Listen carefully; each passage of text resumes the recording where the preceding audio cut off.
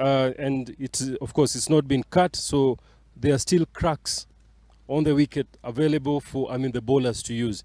If a bowler hit the ball on those cracks, the ball will come up, of course will sit up.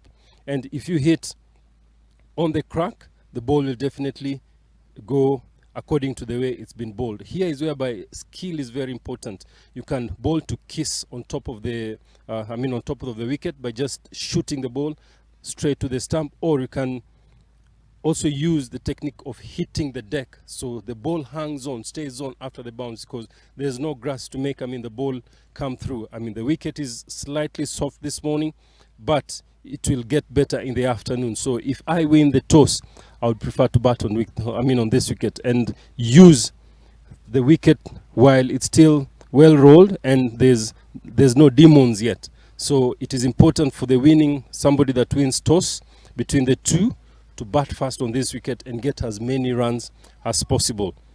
When it gets dry, definitely the cracks open and the dust starts to sit up, which makes the wicket have a little bit of a turn.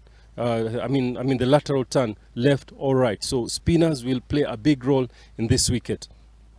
Definitely, it is the center wicket.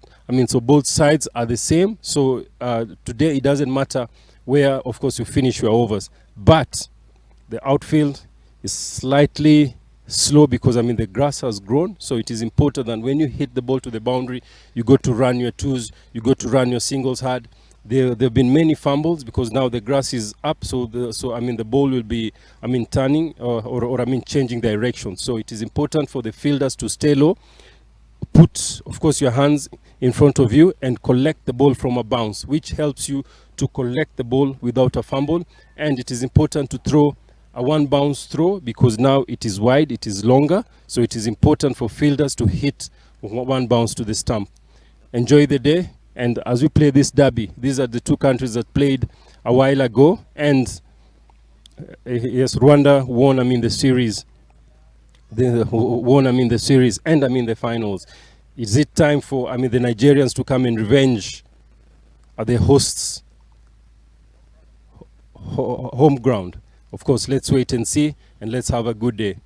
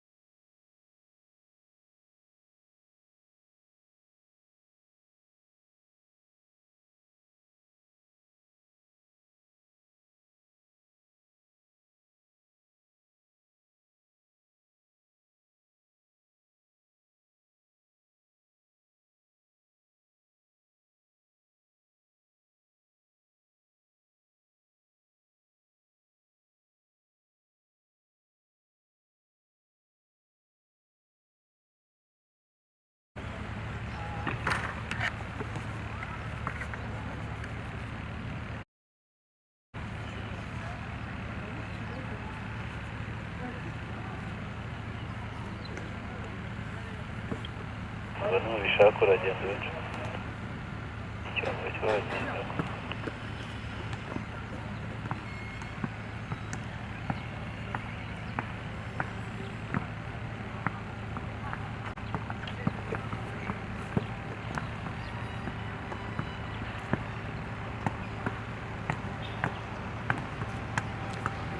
Thank you. We start the national anthem of the Nigeria cricket team as they are the away team. Thank you.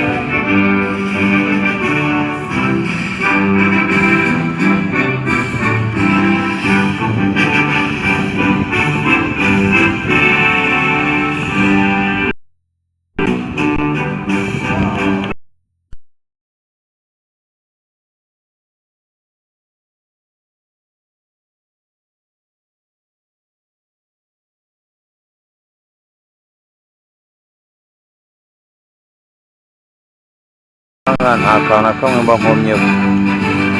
Uvuga cyane mani, uvuga cyane.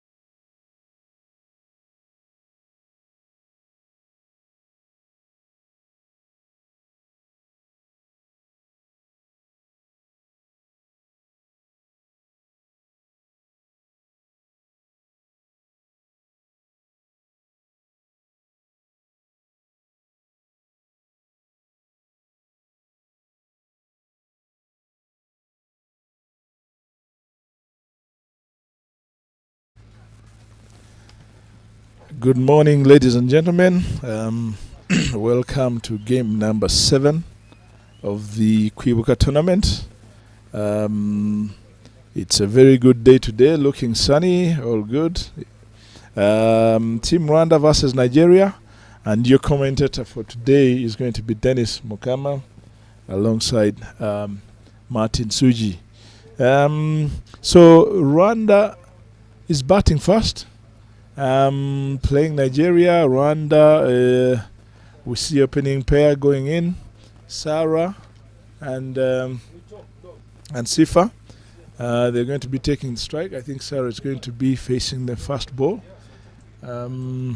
So Team Rwanda, the teams as of today, Rwanda is made up of Diane Bimenyimana, captain, Sifa Ingabire, Sarah Uwera, wicket keepers as well. Immaculate, Alice Ikuzwe, Henriette Ishimwe, Vumilia, Giselle Ishimwe, Zuziane Nyirahundi Neza, Belize Mrekatete Katia Wamahoro, and 12th person is going to be Clarisse Umutoniwase.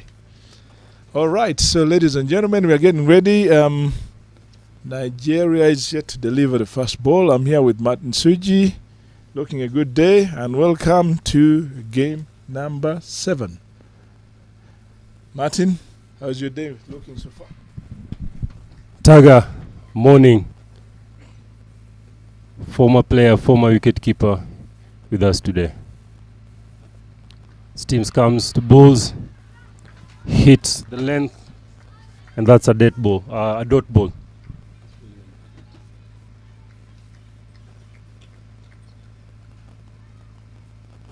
Samson, Rachel, opening the spell. This is a derby. This is a revenge game between the Rwanda and the Nigerians. Another dot ball there by Samson, who hits the wicket. Sarah tried, to nudge it for a single. Yes, ladies and gentlemen, don't be, cheated by the color of the uniform, but they're different nations. It shows how friendly, they are, till they've decided to use similarity in a derby. There we go. Off the mark. First run. Sarah guides it down third man and gets a single behind point. Opening with her is Giselle Ishimwe, who is one of the aggressive batters, only at the age of 19. Is coming in to bat. She's a lion-hearted girl. She plays very free cricket, and that's her beauty. Yeah, Martin, that's a good one. Actually, you mentioned a good one. This is going to be a very interesting game because of the derby situation. I remember they had a bilateral series not so long ago. Is it a month ago or something around there? And Rwanda came out victorious in Nigeria. So I think this is something they're taking personal. Talk of the uniforms looking alike. Does that look like a ploy that either of the countries is trying to confuse the other, or what's going on? Because it's really looking similar. But, that's very nice to see that, teams are even putting on clothes that look similar. I'm looking forward to Giselle. I just don't... She's one of those aggressive batters we have in the Team Rwanda. It'll be interesting to see how she approaches the game today. Very aggressive, very young. It's for those of you who have seen her, especially on the game against Kenya, she really put on a very determined fight. She puts a score of something like 53, no doubt. A quick fire. So looking forward to how she approaches this one, because she's opening. The previous game she came in 4 down. So there ends the first over. Rwanda has only 1 run on registered on the board. Very good spell from Samson.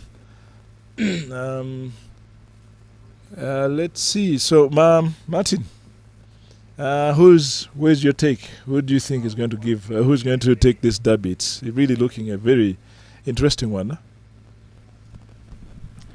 Yeah, very true. But Taga, that's a question that it doesn't need an answer. Yes, you know where my heart is.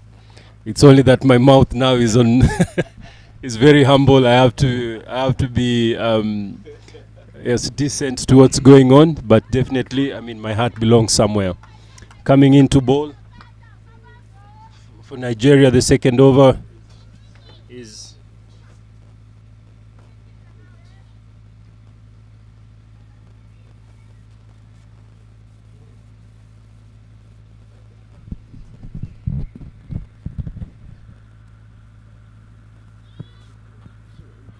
no, 98. Abdul Razak coming into ball, the second over.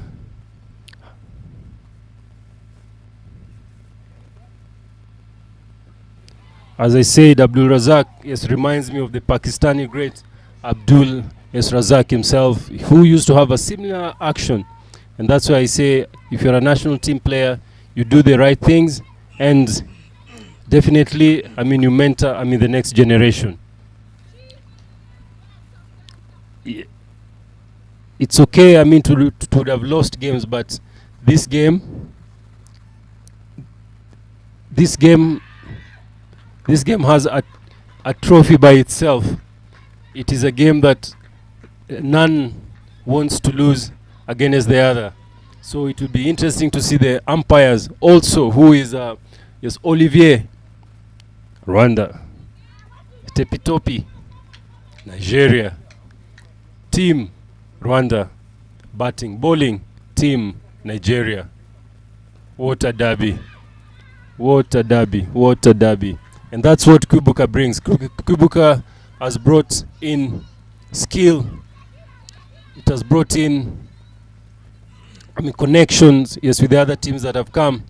It has also brought this rivalry in a good way, of which is sports.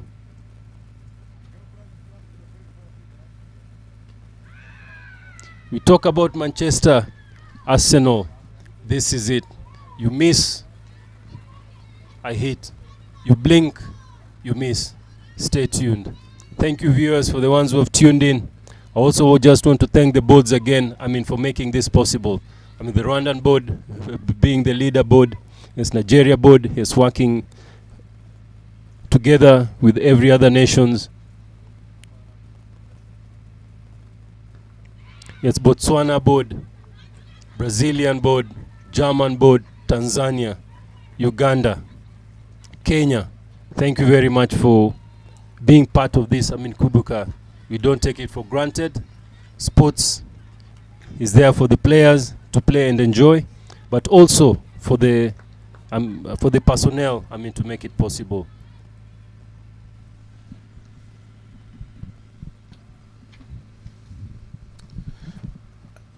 Good recognition coming in there, Martin.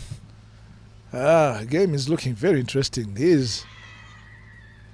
Abdul is really, putting it on the right. It's making it very difficult for the Rwandan batters, and that's literally only one off the over.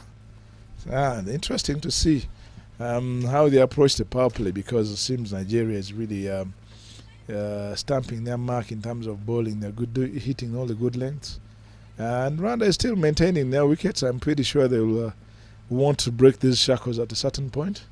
Very interesting to see. People are beginning to trickle in. Fans are beginning to come in. It's a bit of a still early, but it's promising to be a very, very good game. Do not turn off. Do not go anywhere. Let's wait for the spectacular. Abdul Razak. Ooh, what a line! What a line! Yeah, very interesting.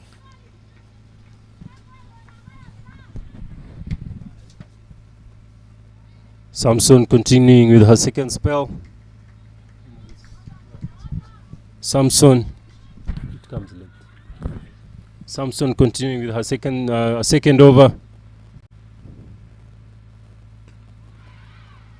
Sarah trying to go on the onside, but the ball falls slightly. As I said, the pace on the wicket is slightly different than is the one at Gahanga.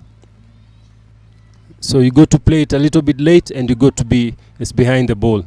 The cracks will play a big part if the bowlers can use the cracks as well.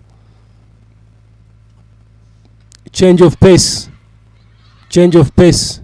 will also be important. That's a very quick run there. Good call by Sarah and Giselle.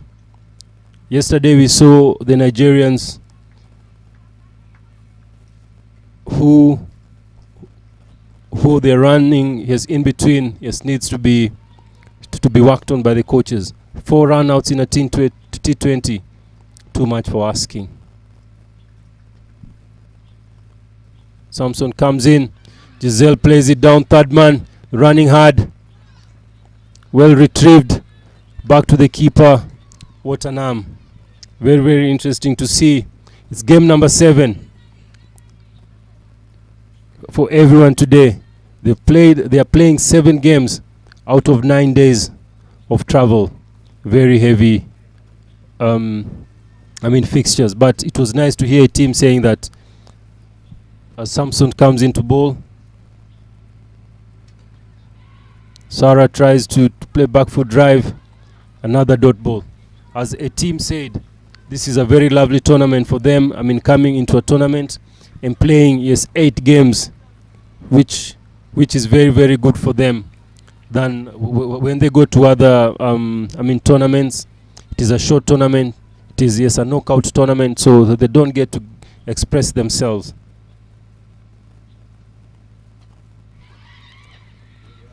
Plays down square leg, and Sarah, of course, on her bike to take a single. As I was saying, it's very, very important for players to enjoy themselves, and especially playing small games. And after this, they'll play placements tomorrow. 7th will play 8th to get the 7th spot. 6th will play 5th to get the 5th spot tomorrow. Then the following day is a big day. The games will start early at 9 o'clock, not at 9:30. So kindly, let's take care of the time on the last day so that you can have presentations on the ground in good time. So the last day, the final day, the 3rd and 4th, the games will start at 9 o'clock, half an hour early. And the finals will start at 1 o'clock. Keep your time, stay tuned as we wait for Sarah to take her guard to face Abdul Razak. And I told you, the original Abdul Razak was a great bowler. He swung it back both ways at a good pace. This is Abdul Razak from Nigeria bowling the same ball. The ball's coming back into the batter. So if you have to play her, you play her very late. It's using the full face on the bat, head closer to the head, so that you don't hit, you connect it on the ground for safety.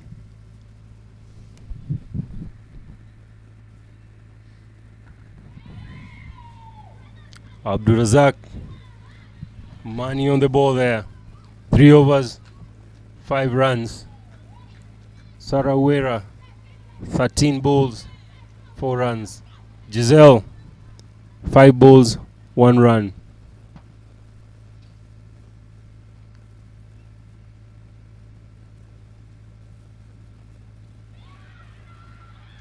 If you could see the library today, it was very, very interesting. When the teams were leaving, the Nigerians didn't want to mingle with anyone. That shows that the passion that they have towards this game. And it is a good rivalry. It is a good mindset. It is a good mind, the way you also, fight in your mind. It's making sure that you don't exchange, pleasantries in the morning before a derby. I like that.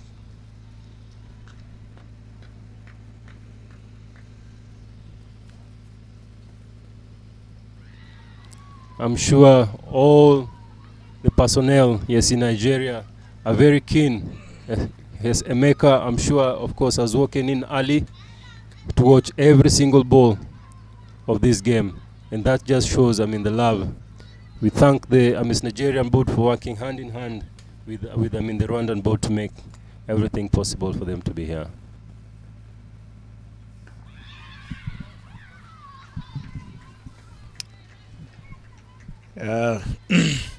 So far, it's all about caution for Rwanda, being a bit cautious. But again, we also have to respect the Nigeria bowling lengths and lines. They are really keeping it tight, not giving freebies for Rwanda on which to score.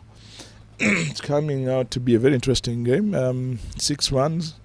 This is the 4th over running. It's a bit of a low scoring rate, but it's more of keeping wickets. Oh, good shot down the third man. That could be the first boundary of the day, and it goes for 4. Good awareness from Giselle. Makes it 5 of 9 or 5 of 10 deliveries. Very interesting derby, like I said. So, Martin, do you think this approach is more of being a cautious because of the derby, that none of them wants to give anything away? Rwanda seems to be a bit cautious, maintain the wicket. Whereas Nigeria is saying, no, we're not giving any. If you're going to win this game, you have to take it off the bat. Is this the approach? Is the derby pressure trying to get onto their heads? What's your take on this? Is it, or is it just, the pitch that's doing, it's not favouring any of the batters for now? That's very, very good question there. Very, very good question. And it's interesting. Yes, a derby is a derby. They've played 6 games, 6 days of good cricket, hard cricket and soft cricket, but still you can see the energy that comes with the derby. And I think the Rwandans are a bit more cautious, trying to be very, very careful not to make any mistakes. But in that context, there's a lot of dot bots which maybe isn't working very, very favorable, for the Rwandan side. They need to rotate strike. They need to take the game on. Being a derby, you got to take the bull by its horns. You can't wait to launch late. This wicket is a wicket that if you rotate strike, from the word go, you get yourself in and it becomes easier for you as a batter. The longer you take, the more difficult it becomes. And the Nigerians are not letting any stone unturned here. They are backing themselves up, body and soul, not to lose their focus today. Stay focused. Don't leave your screen. This is a derby. You can even see the uniforms are not very far from the derby. We love this game, guys. We just love this game. Just love this game. The umpires are also, I think, under pressure not to make any mistake, because any mistake can be very, very interesting.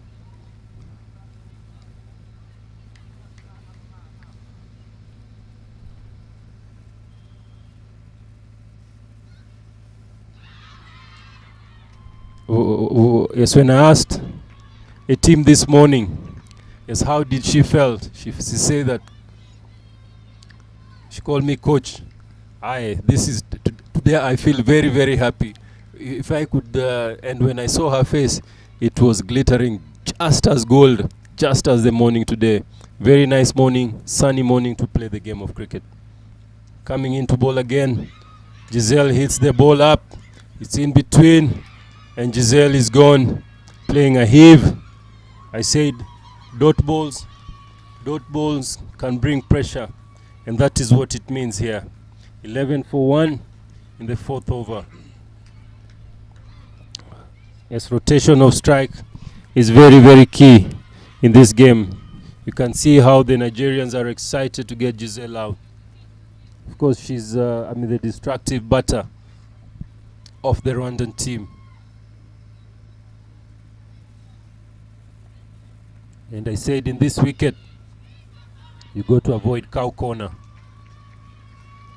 Abdulrazak balls there, and you can see good call there. Very, very good call by the keeper, and it's normally a keeper's catch. Anything that goes up brings in Katia Uamahoro. Yeah, Rwanda loses it. I think the pressure got to the Rwandan batsmen. I mean, they could not, contain the pressure. And you could see Giselle was really trying to take on the cow corner to try and see if she can get a few runs. The Nigerians were not having any of that. So it's a very big wicket that Rwanda loses in terms of Giselle. She's one of those who can turn up. But again, good to see. Let's see Katia Uamahoro. She's equally she's equally good bat. Let's see how it turns out. And again, like we said, it is a pressure, one of those pressure games where the teams are so tightly together. I think one is after the other. The Rwanda is positioned in number 4, and Nigeria is equally number 5.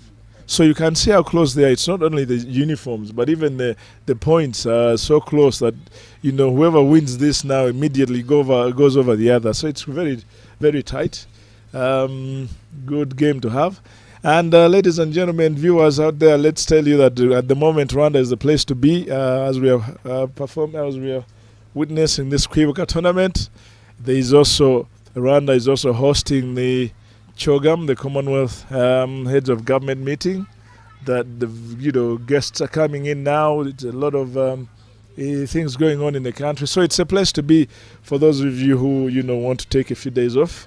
Come have a few games of cricket, watch the finals, and then also participate, see what Rwanda has to offer. Very good moment to be proud to be part of all this happening. Adele continues. What a ball. Again, Katya's coming in off the pressure. It seems, she's trying to get herself in. Looking at the zone, this is the last over of the power play. And we can say for now that Nigeria is really on top, 12-1 Rwanda. It's the pressure is building up, but let's see how they manage the game. I'm pretty sure a few words are being thrown in from the coach, how to rotate. The Nigerians are really excited about this wide delivery. She will have to load that again. That's an extra point extra run for Rwanda. I think they'll be welcoming any of this any moment of the as they stand, because at the moment it seems Nigeria is not giving so much away and they're not taking so many off the bat. So anything that comes in free, I think they'll be more than happy to take that. It's really turning out to be it's been a very exciting tournament for those of you that have not been here physically. Those of you who've been following it live as we continue the coverage, I think you've really enjoyed yourselves. That beats the field, and the Rwandan team manages to take 2 off that. 1, Katia is off the mark. That brings out to 13 for 1 in the 6th over running. Very, very tight. Nigeria has been keeping it tight, only except for a few of those that are flipping through. Udell comes in. No ball. Another freebie that Rwanda will take on. I hope with that call it could release a few shackles for Sarah to see what she does with that no ball, a free hit. I'm pretty sure she's going to be going out all through guns blazing. Very interesting game. Cautious, like I said, but again, everything is at stake because you don't want to see Rwanda will not be wanting Nigeria to go above them. Nigeria will be doing whatever it takes to get above Rwanda in the table standing. Like we said, she takes it off. Very good cover over the covers, and that brings 4 of the no ball. That probably even second last ball of the over. And Rwanda moves to 19 for 1. Over to you, Martin. Right, thank you. On the other side, Botswana is taking the PAL women's team, Uganda. And Uganda won the toss and opted to field. Botswana 11 for 3 after 4.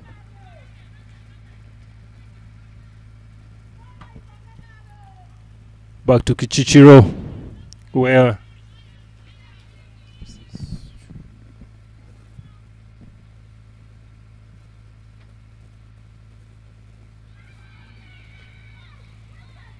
Lilian Ude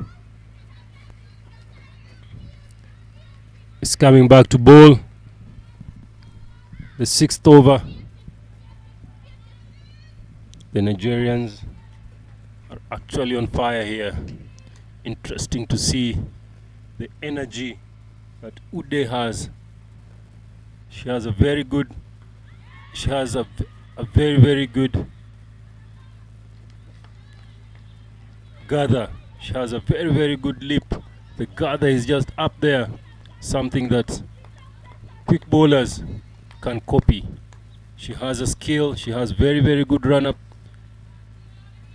She has a very impressive jump there. Well done, coaches. This is just shows what the coaches are also putting in. There we go. Look at the jump. Just like any Alan Donald there. Alan Donald. The ones who knows how the Maasai's jump back home in Kenya and how Alan Donald was yes, during his heydays. Coming into bowl.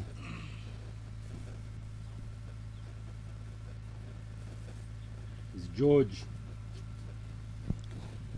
number 25 on her back, coming to bowl to Katia Wamahoro. There's a slight attention needed by one of the Nigerian players, and the physio doing all the cleaning.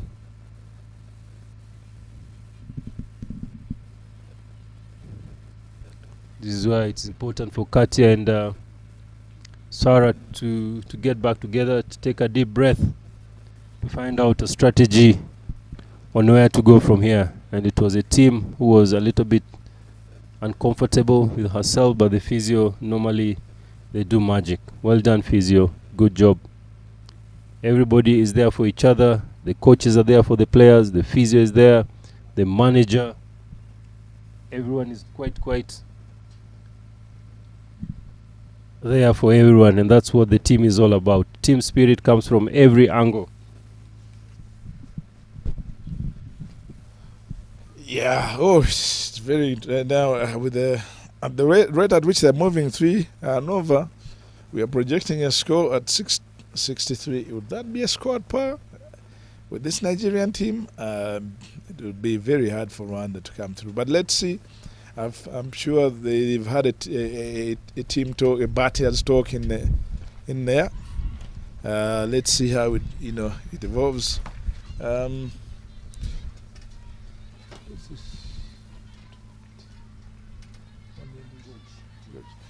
Yep, George delivers her first delivery for the over, right on the money, just like all the others have been doing for Nigeria, not giving away. And you can see the Rwandan Sarah is really trying to reach, is Katia, trying to reach right from across the off to try and look for the gap on the onside. Not really pulling off so well, but it's now getting, the pressure I guess is getting to the batters. You could see that she's trying to get out any of the tweaks from what she has in the locus, trying to get the grip off that she's being put under. And the Nigerians are not letting off. The morale is so high. We need to really appreciate what their management is doing in terms of keeping them all up, giving the spirit, giving them all this, what they need to get out of the game. You could see the morale is so high. You could see they are moving so fast. You could see they are very aggressive. Even when they come in, as the bowler is coming to bowl, they are all walking in, and they are not making it so hard for any batter to be comfortable on the crease. We are waiting to see. This run rate has now come down to around 2.8. It's not looking any better, and the projected score has come further down. Rwanda now really needs to take a step up if they are to really pick anything out of the game.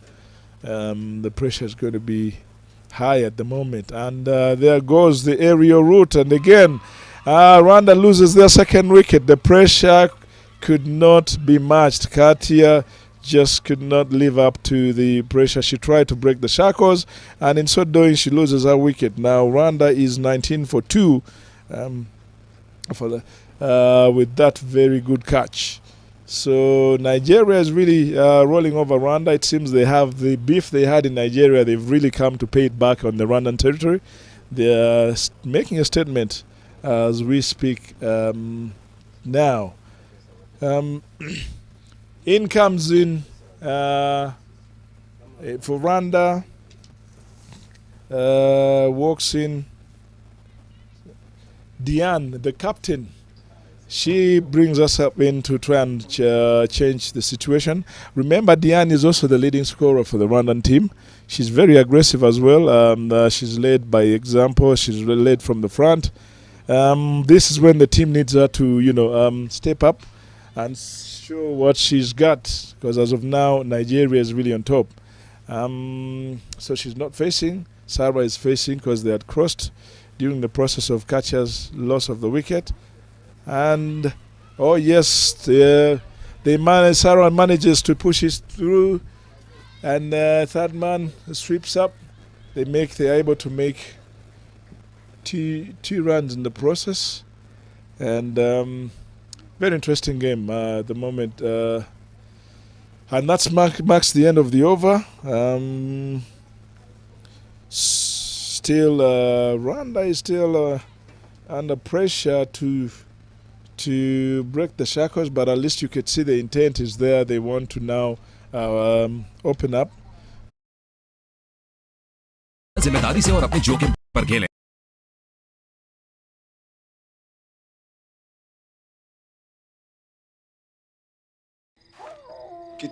कितने पैसे चाहिए?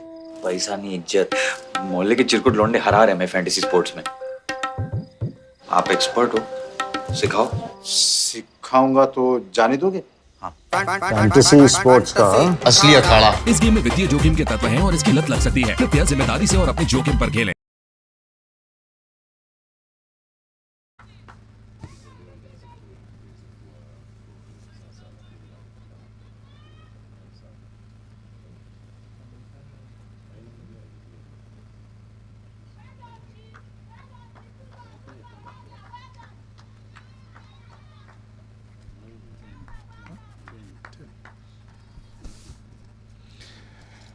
Now Nigeria turn to spin. They bring in a change of bowling. They bring in Favor. I'll not attempt to read the other name. I don't want to mention anything that will not go according to the way the name should be run. Let's keep it to Favor. Favor comes in number 10. She will be the fast spin bowler. Let's see how Rwanda manages this. They've struggled on the pace of the Nigerians. Too hard for them to handle. Bowling to the captain, Diane, who tends to be aggressive when it comes to spin. Let's see how it goes. And the fast freebie drops it down the leg, and they are able to scamper through for one. Good stuff. Good stuff. Let's see how the... Good start to the over, and you could see the intent. Captain Diane was not, she's ready to go up. I think they've decided probably this could be the bowler to take on. Same with Sarah, she drives it on the long on, swept by number 6. Again, they make one. So you can see it seems they're saying, no, let's try to get the spin as the ones we can make the few runs off. Let's see how it works. But so far, two runs off the first 2 deliveries. Again, Sarah cuts it off to the third man. 3 goes down. The Nigerians pick it up pretty soon, but they're able to make 2 runs. So I think they've identified this spin ball as one of the potential run sources for Rwanda. Otherwise, it was really looking a bit bleak for now. But they are trying to get themselves back. Martin? Yeah. Anything you want to say about the approach that the Rwanda is taking for now? Do you think they are right on track? What do they need to do to up the score? Because at the moment it seems Nigeria seems to be on top. I think they just need to go for the ball. If the ball is there to be hit, they hit it so that they can, relax themselves. If they look to play they need to play the moment. They need to play the moment. They don't need to play. They need to play the moment. They need to play the moment. They need to look at the situation as well, right? Of course, what is required? It's required now. We of course rotate. We rotate the strike. Very, very important here. I mean, so that they can get runs, so that they can take back the pressure back to the Nigerians. Just by doing that, just by hitting the ball along the ground, avoiding dot balls, calling. Very, very good over here from favor number 10, who was now it's the 9th over gone, 26 for 2 of 9. The Rwandans here have got to step on the pedal.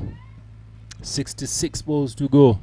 If you can score 80 runs from those 66, you give yourself a chance just above a 3-figure score, which can be a good score on this wicket. But the same wicket yesterday, over 500 runs were scored in 40 overs, in 80 overs, I guess. Which says a lot that if you just be positive, it doesn't matter the surface.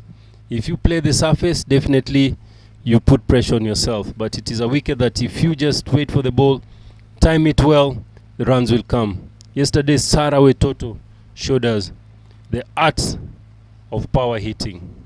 40 of only 14 balls.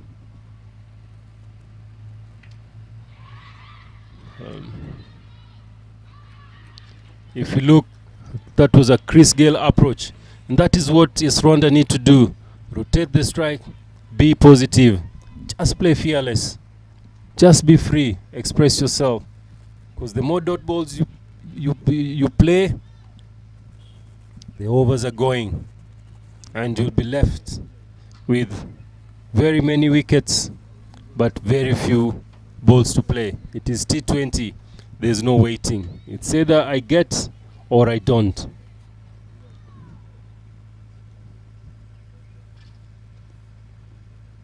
Coming from the school end again, Sarah plays.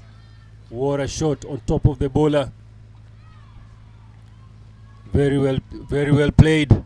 Very good return. Lilian Ude, I hope I've pronounced it just as the Nigerians would do. Ude, and that is how it is pronounced.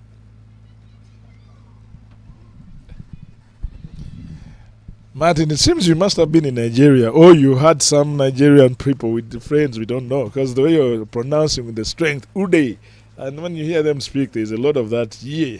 So, you have some secrets you're not telling us, please share. Oh, what a bold delivery. Ude is doing really giving Rwandan team batters a very hard time. She's on the money. So the Nigerian team has really worked hard on their getting this. It seems like the game they've brought today, it's like they told them, you know what, this match as we're not on the number one spot. We need to make sure Rwanda does not beat us. They are here to revenge what happened in Nigeria. And that's good to see. Oh, a misfield right there. But look at how they cover each other, These are things that you enjoy as a cricketer when you see, people coming up to gather behind each other. They're sticking to the basics. So Nigeria, it seems, or someone even, who let me ask you, who do you think put on the green first? Was it the Rwandan team and the Nigerian said, no, let's also put on this? Or so that we confuse the Rwandans? Or the Rwandan said, no, this time we shall, let's also put on green so that we confuse each other. So in a way, the scoring rate, they don't know, probably. It looks like there's so many fielders on the pitch. But it makes everything fun, Probably should even have given the umpires a bit of green to even add some spice to the game.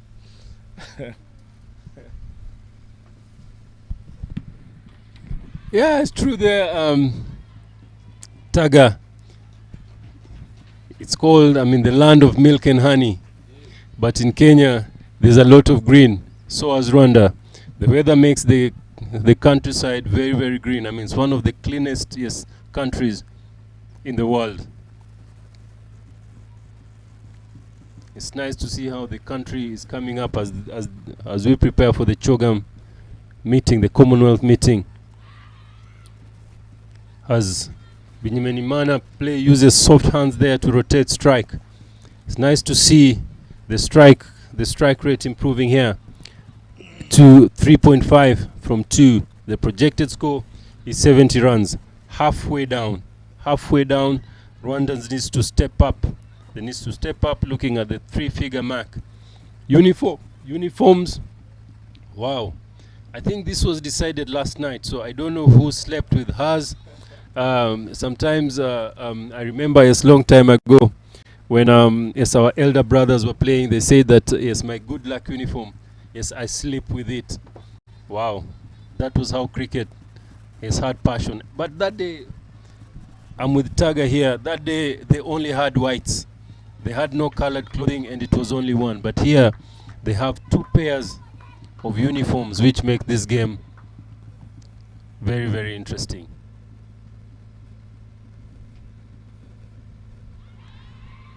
They spare the other color for the Nigerians is yellow. The other color for the Rwandan team is blue. So why didn't they wear something that would be very, very different? If it is football, I mean, this would not have been, yes, this would not have happened. They I mean, communicate early that if you're at home, you wear this. If you're away, this is our away uniform.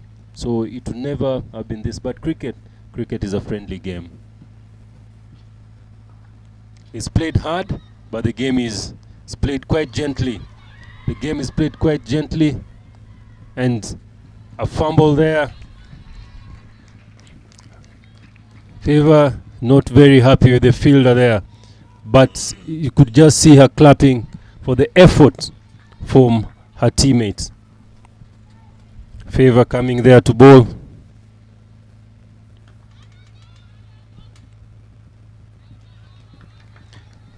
As for the names, I remember I had a friend called Uchentinu long time ago. He was Nigerian, playing in the 1988 ICC trophy. Wow, those are donkey years. But Uche, I still remember you, and it is nice that I'm seeing your country. I mean, ladies here playing. It just shows that, I mean, the connections that I've had with the Nigeria team. Didian cuts the ball, a fumble again, looking for 2, but there was a good call. There was a very, very good call. Yes, run-outs. I think there should be some loud calls, so that you could send back the other player. Rwandans need to get onto their toes here. They really, really need to accelerate here if they are to take this game away from the Nigerian team. They really need to step on the pedal. They need a Ferrari here of runs. As Favour bowls over number 10. Rwanda 35 for 2 in 10. Projected score 70. Wow.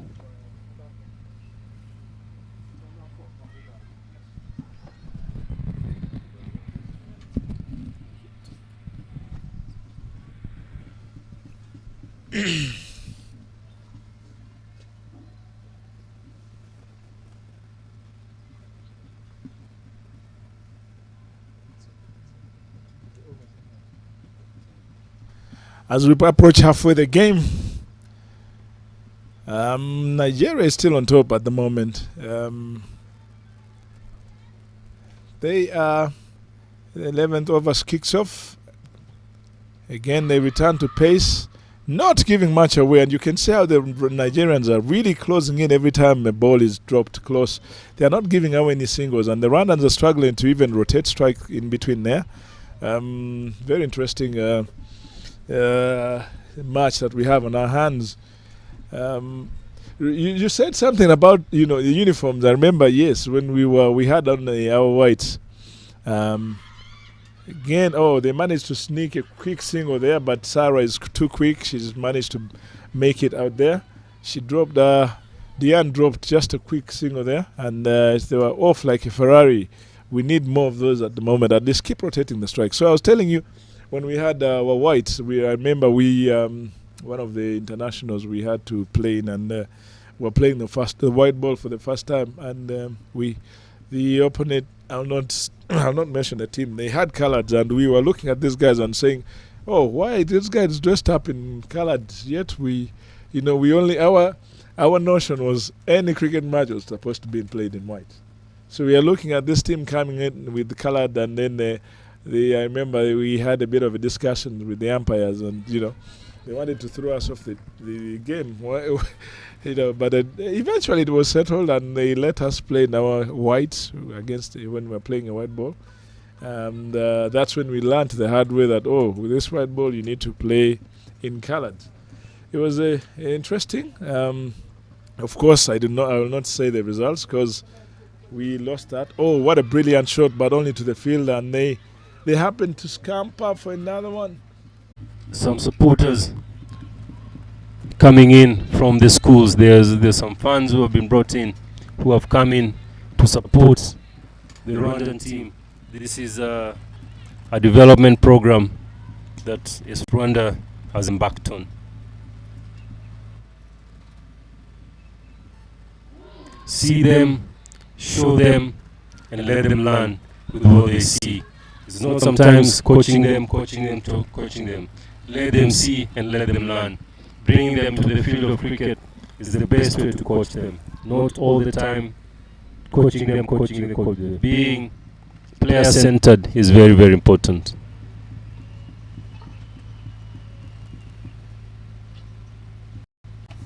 It has to be repeated again. Coming into ball. Samson Rachel coming back for a second spell to bowl her third over. She's really bending her back here. They're really hitting the wicket and trying to bowl the three-quarter line. Something that, the Rwandans need to capitalize on. Look at the score. Play the situation. They're still very tentative. They've only lost 2 wickets. Something that they can now think about. Step on the paddle, hit the bad ball hard, and also try to create shots here. Here is where the game is won, between over number 11 and between the over number 9 and over number 12. You've done well. ये फटका अब सीख तो गए, अब तो जाने दो मुझे। ठहर जाइए, कोई प्रॉब्लम हो गई तो कहाँ ढूंढेंगे आपको? फैंटेसी अखाड़ा का 24/7 कस्टमर सर्विस है, आपकी प्रॉब्लम को सॉल्व करवा देंगे। कल जाने देंगे। फैंटेसी स्पोर्ट्स का असली अखाड़ा। इस गेम में वित्तीय जोखिम के तत्व हैं और इसकी लत लग सकती है। कृपया जिम्मेदारी से और अपने जोखिम पर खेलें। As a batting team, I said you cannot afford to get dot balls here, because this is a very strategic part of the game, that whoever does well between overs number 9 to number 12, it's most of the time is win the games. If you're a bowling unit and you are able to get wickets here or avoid runs, you have a chance. Coming in again is Abdul Razak, and I told you what Abdul Razak did for Pakistan years back. I think those are the eras that Emeka also was turning his arm for the Nigeria national team. Emeka is one of the CEOs, one of the administrators of Rwanda cricket, who made this possible. His communication and his dedication has really borne fruit for the Nigeria cricket.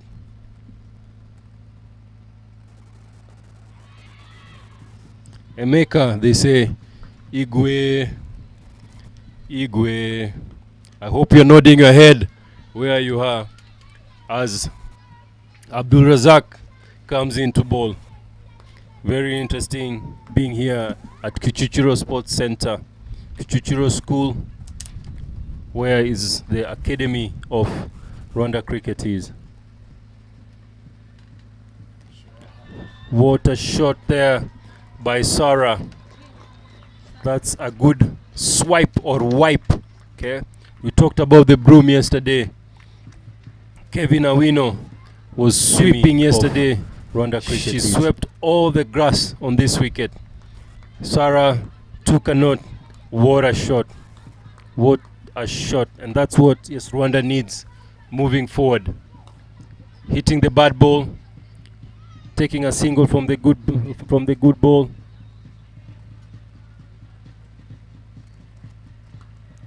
She goes over the top again. One bounce, and they take a single. It seems that there was a message, there was a text that went to Sarah. SMS, or nowadays it was fax.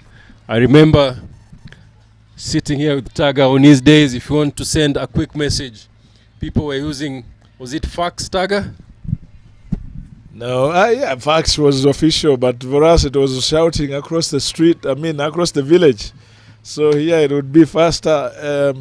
So the fax was official, yes, but I think the message is very clear. Like you said, someone must have screamed across the bench, the Rwandan bench, and say, you know what, guys, we get time to go for it. We still have a few wickets. This is almost the 12th over running, so we need to get as many as we can in this one. And you can see the rotation of the strike. If they're not going area, they're at least trying to keep it rotate as much as they can.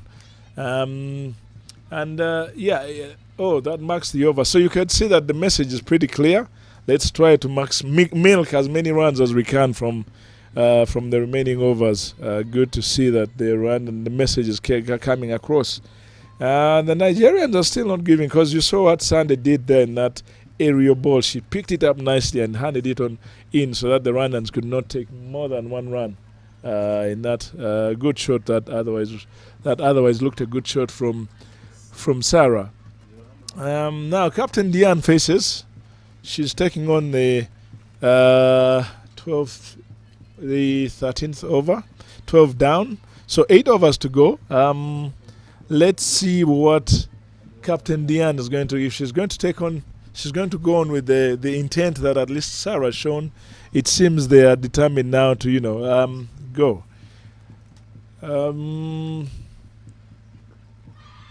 Oh yeah, you see, it's his intent that, live from now on, let's try to rotate as many runs as possible. The Rwandan fans are up in the voices. You could see they are now up dancing. Oh yes, the ambience is so good. They are trying to encourage the team to go up as well. Let them dance along. So it's good to see that the flag is waving. They are encouraging the team to go all up, and you can see the intent. Good shot across the covers, and good pick up one there. So the intent is there. The Rwandans have said, enough is enough. Let's go for whatever we can, make as many as we can. And the projected score is now almost up to 80. They still need to get over. They still need to up it again. The Nigerians are not letting this off the hook, much as they can see that the Rwanda has gathered a lot of support. They brought in their supporters up, but the Nigerians are still saying, no, we're not letting you off the hook that easily, because we know when you get in, it's also going to be the same. So let's give you as few as we can. Very interesting. George is... Oh, the aerial route, the safe.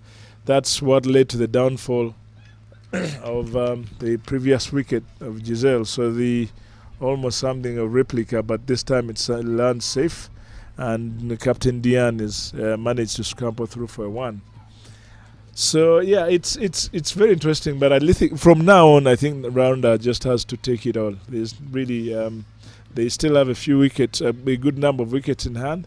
So I think now what they have to do is really try to take as much as they can. And again, you see, Sarah has shown right from the start that the intent is there. But again, the way the field placing has been done by Nigerians. If you take one, you're not going to take more than that. So it's quite interesting to see. But Rwanda, the pressure is on, and the derby game is on. Really looking. Let's see. I'm still, for some reason, I still have this thing in me telling me that, The last over 5 overs could be very destructive. Oh, good shot. Right through point. And the Nigerians are running so hard for the ball, and they managed to get 2 out of that. But you can see that, they're not taking... They are trying to get as many as they can, and that brings us to the end of over number 13, with Rwanda standing at 51 for 2. Over to you, Martin. Very true there. The game catching fire. The crowd here is building, and I'm expecting over 4,000 supporters here today. Big ground, very lovely day. And I still wonder, communication. How did people used to communicate long time ago? If I had to send a text now to Emeka, the CEO, as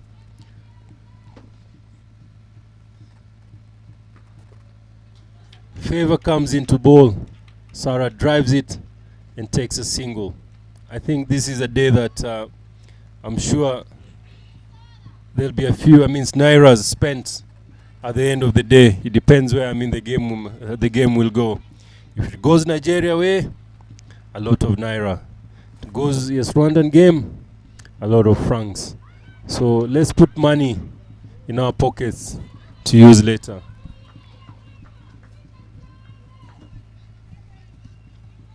Favor bowling. Either way, the money got to be spent. We love this game, and may the best team win. We are only the custodians. We are only the servants of the game. We are here to serve the game, and as I normally say, you put your footprints and leave it, for somebody to learn from. Don't ever go with your footprint.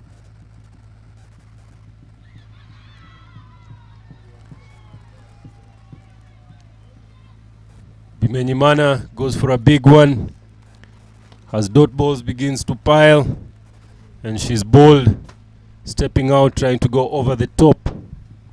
Rwanda loses their 3rd wicket at 54 for 2, the loss of 3. Oh, she was stumped.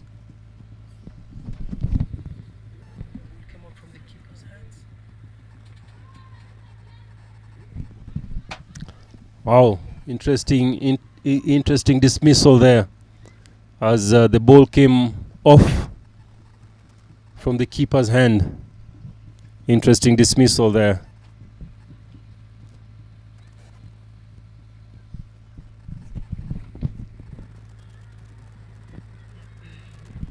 Coming into bat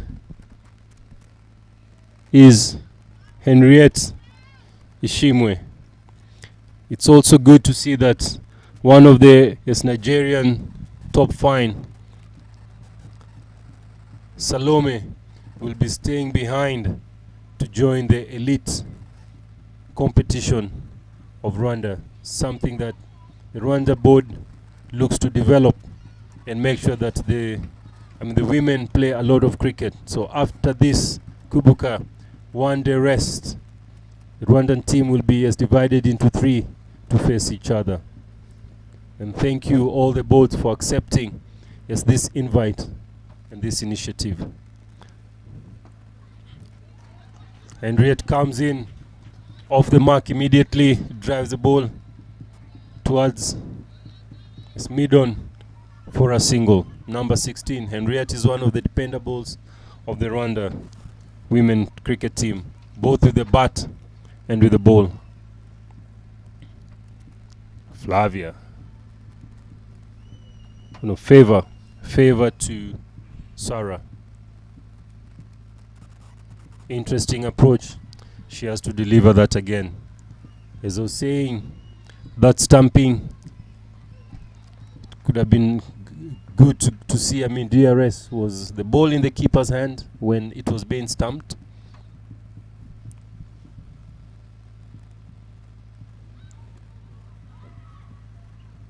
That's a question that I'll want to ask. Itimitopi. Interesting names here. Interesting names. If your tongue is heavy, my, you can pronounce something different than what you would have. Yeah, very interesting point you make there in terms of how the wicket was lost. But I think even the Diane did not make it any easy for the umpires, especially the on-field umpire, the one face who's not the leg umpire. So because when you look at the way immediately she walked off, she didn't make any. She make it so easy for the umpire. The leg umpire, maybe she also got a bit confused. But like you said, since we don't have DRS, it's it's what it is. I heard you pronounce Martin the previous name so nice. I was even going to ask you, how do you now pronounce the second Favor's other name? Because I'm really struggling. I've tried to read. I've tried to. It's not coming. So I wanted to push it over to you. Would you know how? Oh, very good shot from where there. Almost and there they come collect it so nicely. But in there, in between there, the Rwanda managed to snatch. Is it 3 runs out there? Very interesting. So I was going to put it up to you. How do you pronounce some of these names? Like Favor. Okay, the one bowling, I think it's Udell. That's a bit easy. Udell, you did it so nicely, so I took it up from you. So I wanted to give you, how do you pronounce Favor? How do you... I can't even give it a shot. You want to give it make your tongue a bit soft? Or at least the commentators out there, I mean the viewers out there, can you help us? Spell it out to us and make it a bit easy for us to pronounce. But I know you have so many Nigerian friends. Give it a shot. Let's give it no one. I'll not take you for a prisoner. Just give it a shot. Let me see here how you attempt. Maybe I'll attempt the next one. Interesting. I say when you learn quickly. Hey? Egibe. Egibe, my brother. Egibe. I love this game, ladies and gentlemen. If you don't love this game, don't be here. Don't be here. It is a derby. It is a derby. With the names, with the entertainment, at the end of the day, it would be nice to share a drink with the maker, somebody that has worked tirelessly for the Nigeria board. Any time you call him, he's ready for you.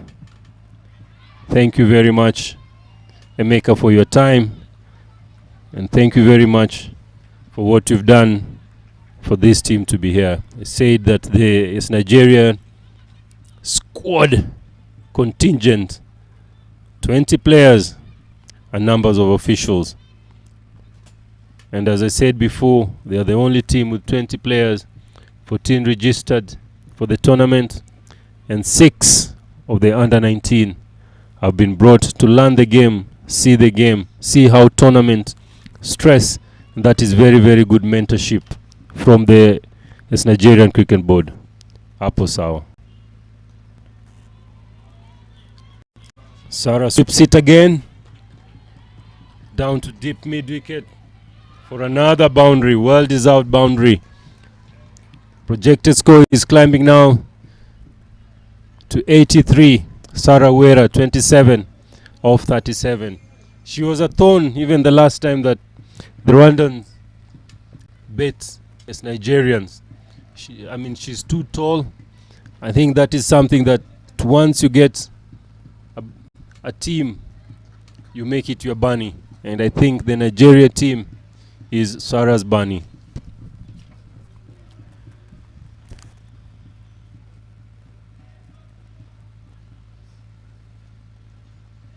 She has to repeat it again. It's very, very interesting, the bowler there. Biomechanic never leaves you too far. If your hand and your body doesn't go, sequentially, you lose the line. So it's important to have a very, very good biomechanic when you're bowling and batting. Say, Ude. Lillian. Ude. She repeats. I thought the other umpire was so harsh to the bowler there. That ball was very, very tight on the white line. But the umpire's call always stands, never argue with an umpire.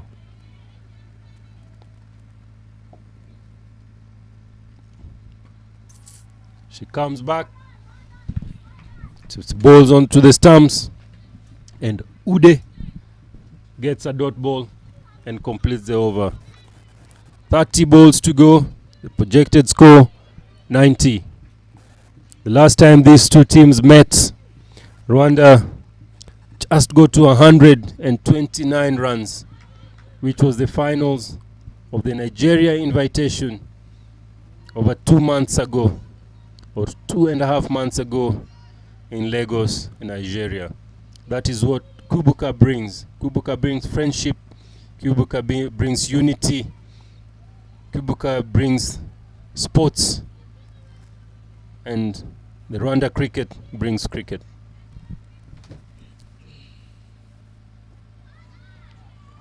So Favor comes back to bowl. I pronounced it well, and I hope Taga Dennis, as my mate, was happy with the pronunciation.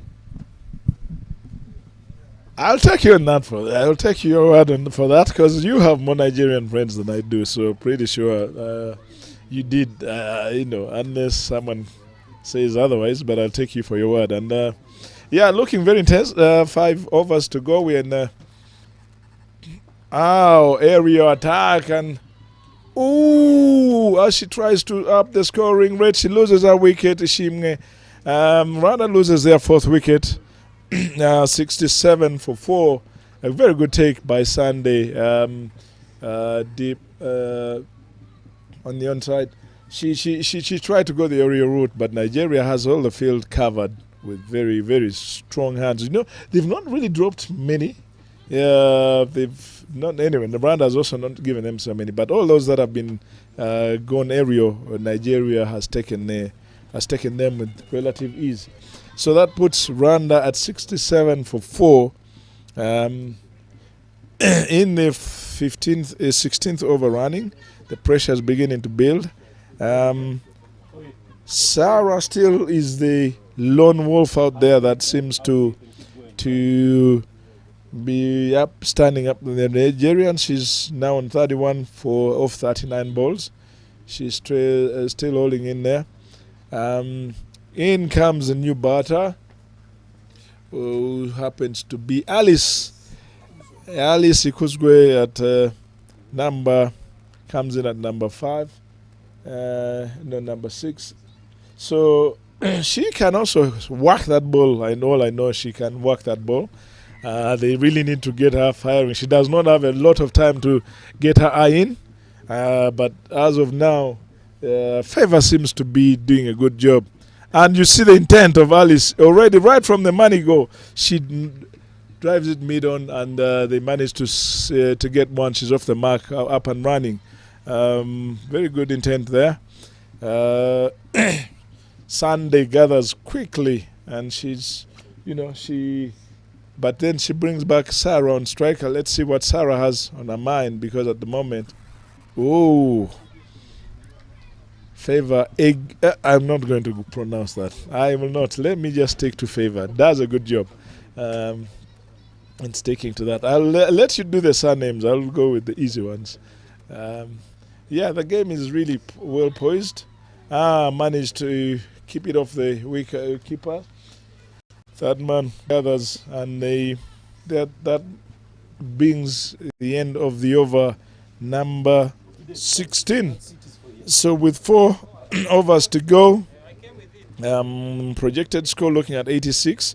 Rwanda moving at around 4.3 per over. They really need to step up, because as of now, I think that's a relatively low score. But with the wicket, the way it's behaving, let's wait and see. Like you said, either way, either team looks, money will be spent today. The Nigerians, the Rwandans, we are all waiting. Even I have one pocket has a few nairas, the other pocket has francs. So either way, we'll have to spend that. But overall, I think the game is nicely poised in favor of Nigeria as of now. until they run the overs, the last 4 overs left.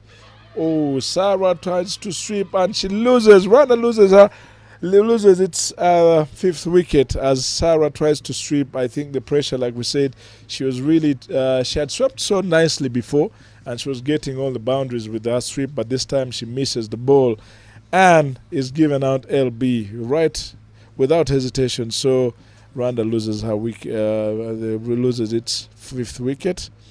And Sarah goes, she's really been trying to hold on to the wicket, but she was trying to up the scoring rate. And Rwanda is now, as of now, 69 for 5 in the 17th over. Very well said there. 2 batters. One is on not,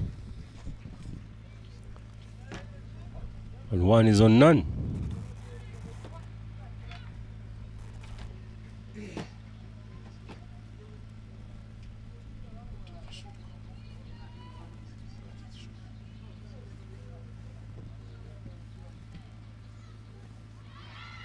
Next one is Vumilia coming in to bat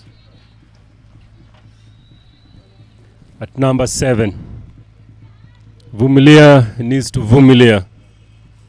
Yes, Dennis, as you're saying, pockets, but Nigerian Nairas doesn't fit in pockets. They fit in bags. So my bag is ready here. Either way, I know Emeka has also put a bag to receive our francs. Whichever way the game goes, we go to have fun as well. It's a derby, but fun is also part of it. As Vumilia rotates the strike, looking at the projected score, 86. Something that maybe it will be a touch and go if Rwanda doesn't cross the 100-run mark.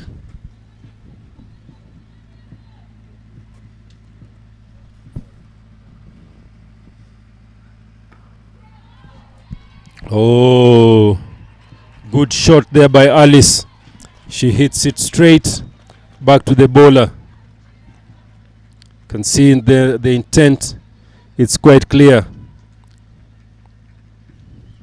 They said good shot there, though it was a chance. Wow, this time Timitopi dances away and the ball just passes to the boundary. Alice looking to accelerate here as she hits the ball. Wow. And the fielder reminds me of Sunday Olise, who was one of the Nigerian great footballers during his heydays using her feet. If it was Sunday Olise, I'm sure that would have been a very good strike to the goal. What a player. Sunday Olise, the legends of Nigeria football team. Nwanku Kanu, another one, JJ Okocha. As we just see that the sports in Nigeria has gone wickedy and wild. They are very, very good athletes. They are very, very good sports ladies and women in Nigeria.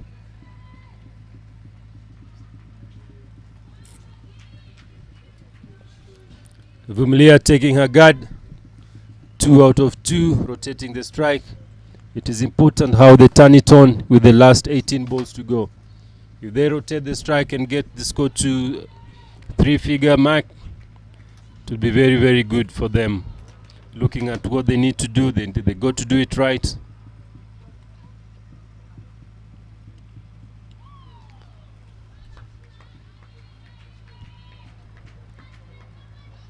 Abdul Razak coming into ball. I really like her action here. and how she delivers the ball.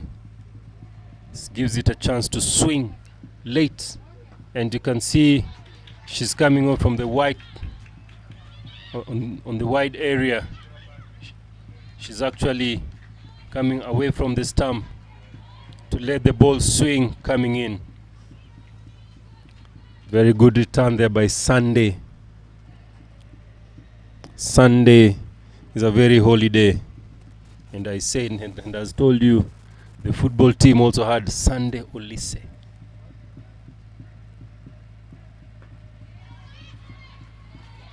Alice trying to rotate the strike as much as she can. And Sunday picking up the ball. Sunday Salome, one of the players, will be staying back to play the Elite League, showing what she has in her array as a fielder. As I said again, the players staying back, I say thank you very much to their boards, having agreed to leave one of the players behind. They'll play another 4 more games. In total, they'll have played 12 games under their belts. Good effort. Swing and a miss from Vumilia. That is what is needed now. They get to a score of 100, they give themselves a chance. That's a bye. The wicket keepers stop runs, they also give runs. This sport doesn't hide anyone. It doesn't hide anyone.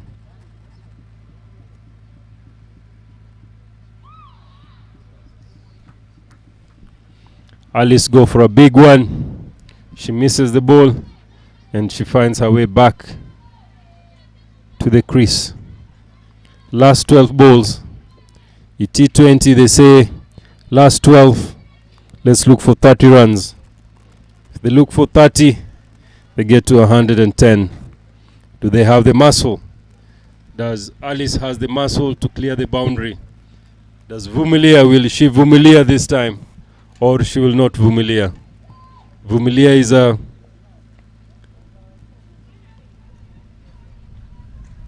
Kiswahili word that means patience. Coming into ball.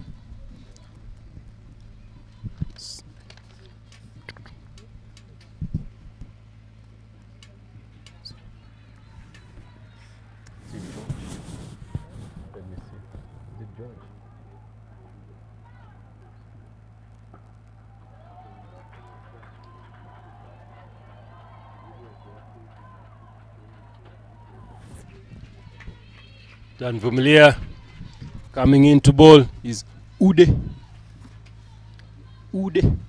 my sister. Oh, she's coming into ball.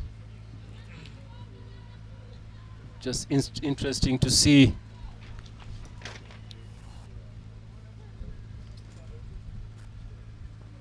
Very good shot. Dropped. Vumilia is dropped square leg, and they still get a single. The running in between is good between Alice and Vumilia. Something that if it was done earlier on, the score would have been different. But we only say what we see.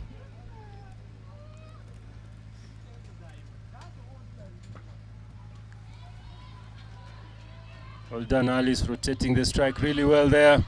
And there's a fumble. And yeah, those runs are welcome. Those runs are welcome. They say good shot. Ikuzwe giving it up, setting it up for Rwanda as Ude balls.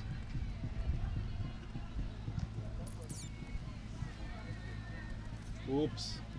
The pressure of running, rotating the strike. It's very, very important. You put the fielders under pressure as well.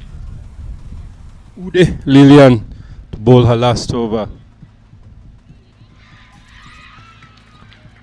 Good caught behind there. Very, very good catch by the keeper there. Good effort by Alice. I say the Nigerians are feeling like cats here. They're jumping on anything and everything that comes their way. Good effort there, Alice. You can see Ude. Alice goes for a heave. Looking London, swinging to Tokyo. That's what happened there. Full face of the bat on this wicket. You will be safe. Flora, the wicket keeper, coming in.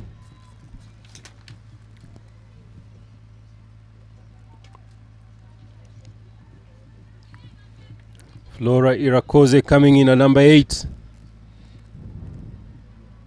for Rwanda with 1 point, 2 overs to go to end the first innings. Ooh, not looking at the ball at all. Looking at where the ball will go instead of looking at where the ball is. It's important now to get contact of the ball. No dot balls. Don't miss any single ball for Rwanda. For the Nigerians, you miss everything. They'll be very, very happy. This is where the coach says, it's either me or the highway. If you miss it, take the highway. You go to run. Well bowled here. Ude looks like one of the under-19 players that is featuring for the Nigerians. She looks very young. She's bowled her heart out. Well, she's bowled line and length, and very, very good to see Ude bowling very, very well for the Nigeria team. As we turn into the last over, I'll give it to my counterpart to finish the innings here. Thank you so much, Martin. I think it is it's very good to see that as the game comes to an end. We saw a brilliant catch. I mean, it was a bit of a fumble, but Sarai team did a good job in gathering that up after the first initial slip of the ball from her hands. Now we have 28 taking us, delivering the last ball, and that's Samson Rachel coming in to deliver the last over. Nigeria has really been a bit so many things with their bowls. I think they've limited their bowlers to around 4 bowlers throughout the innings, or 5 maximum. So they've really not tampered with what's working out for them, and it's delivered good results for them as Rwanda ends. That's the last over at 89 for 6. Samson comes in to deliver the last over, hits the right length. Oh, dropped, and whoa, Flora went so aggressive on that one, but straight to the fielder, who drops because the shot was really hard. I'm pretty sure the fingers will need some bit of ice at the end of the innings, but that was a very good shot and a very good attempt, of course, from who? Is that Sandy right there?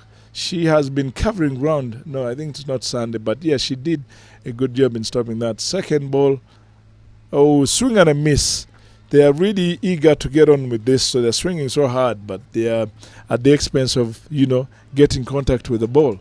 And that is good for Nigeria because they don't want to be hit in the last over. She's really keeping it tidy so far. 1 run of the first 2 deliveries. Vumilia facing 6 of 9. Again, it connects this time, but look at how quick the Nigerians come in to keep it at 1. Oh, very good sweep out there on the mid-off. So keeps it down to 1. So two runs off the first 3 balls. Rwanda trying to maximize 91 for 6. It looked a bit of a challenging score at the start of the innings. They were moving at a target looking at around 60, 70. But now they're 91 for the loss of 6. Good delivery again going to the leg. So dot ball. Not what Rwanda would be wanting at this moment. So, but Samson is doing a good job limiting the runs in the last over, much as Rwanda would be wanting to maximize this. Flora, 1 of 3, 2 balls to go. Let's see what she's got in her locker for the last 2 deliveries.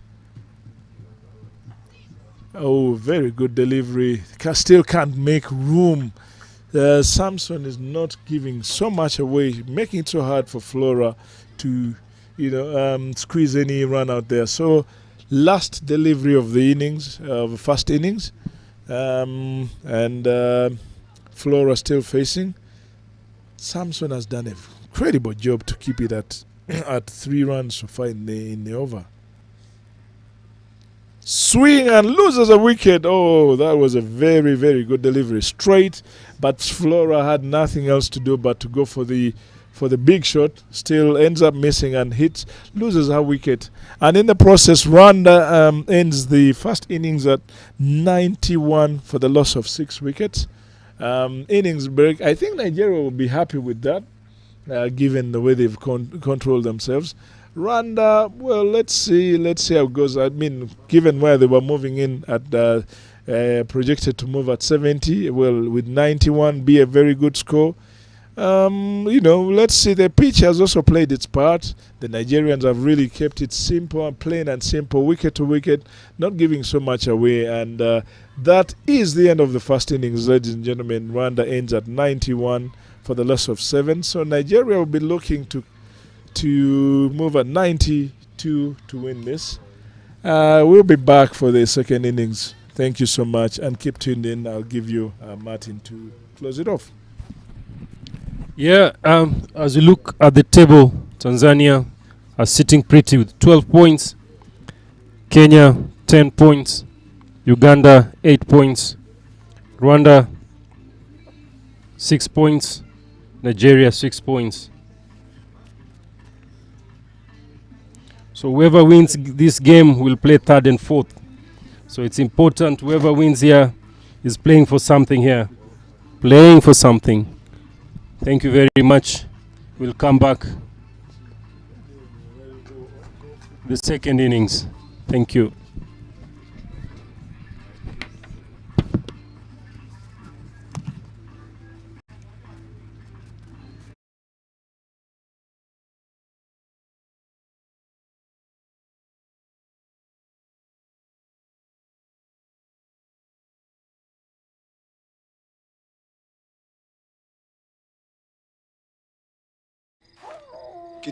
कितने पैसे चाहिए?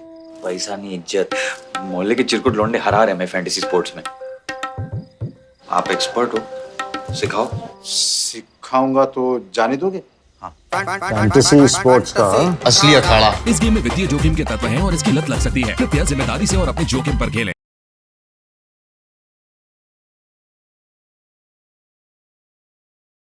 ये फटका। अब सीख तो गए, अब तो जाने दो मुझे। ठहर जाइए, कोई प्रॉब्लम हो गई तो कहाँ ढूंढेंगे आपको? फैंटेसी अखाड़ा का 24/7 कस्टमर सर्विस है। आपकी प्रॉब्लम सॉल्व करवा देंगे। कल जाने देंगे। फैंटेसी स्पोर्ट्स का असली अखाड़ा। इस गेम में वित्तीय जोखिम के तत्व हैं और इसकी लत लग सकती है। कृपया जिम्मेदारी से और अपने जोखिम पर खेलें।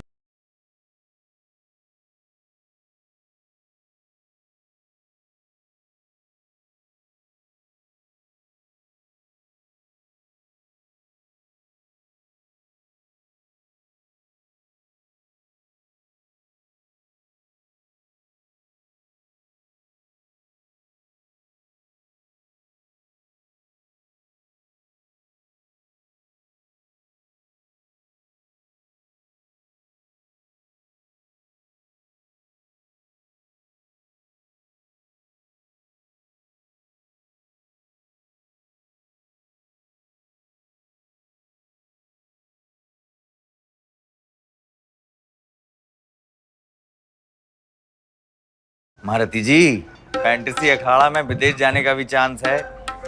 अब सुनो, हम आपको जाने देंगे। इतना सिखा दीजिए कि हम फौरन कैसे जाएंगे। फैंटेसी स्पोर्ट्स का असली अखाड़ा। इस गेम में वित्तीय जोखिम के तत्व हैं और इसकी लत लग सकती है। कृपया जिम्मेदारी से और अपने जोखिम पर खेलें।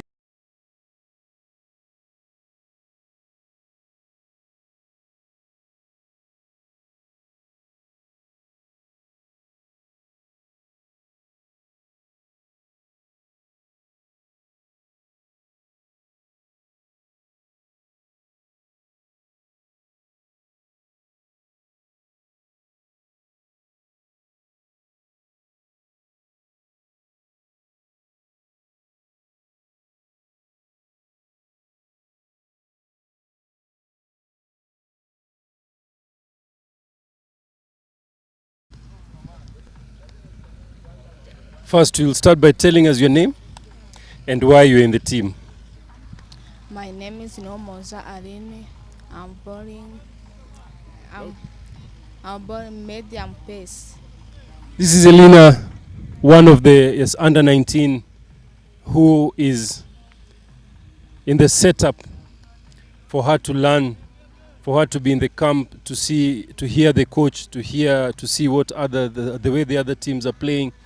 And this is the process that the Rwandan board has taken to include 4 under 19s to learn the trade with their head coach. Being in the changing room is something else, playing in something else, but this time we've given her an opportunity to learn, to listen to what goes on in the changing room, because after 2 months it will be them who will be playing out there, for Rwanda. Having not played,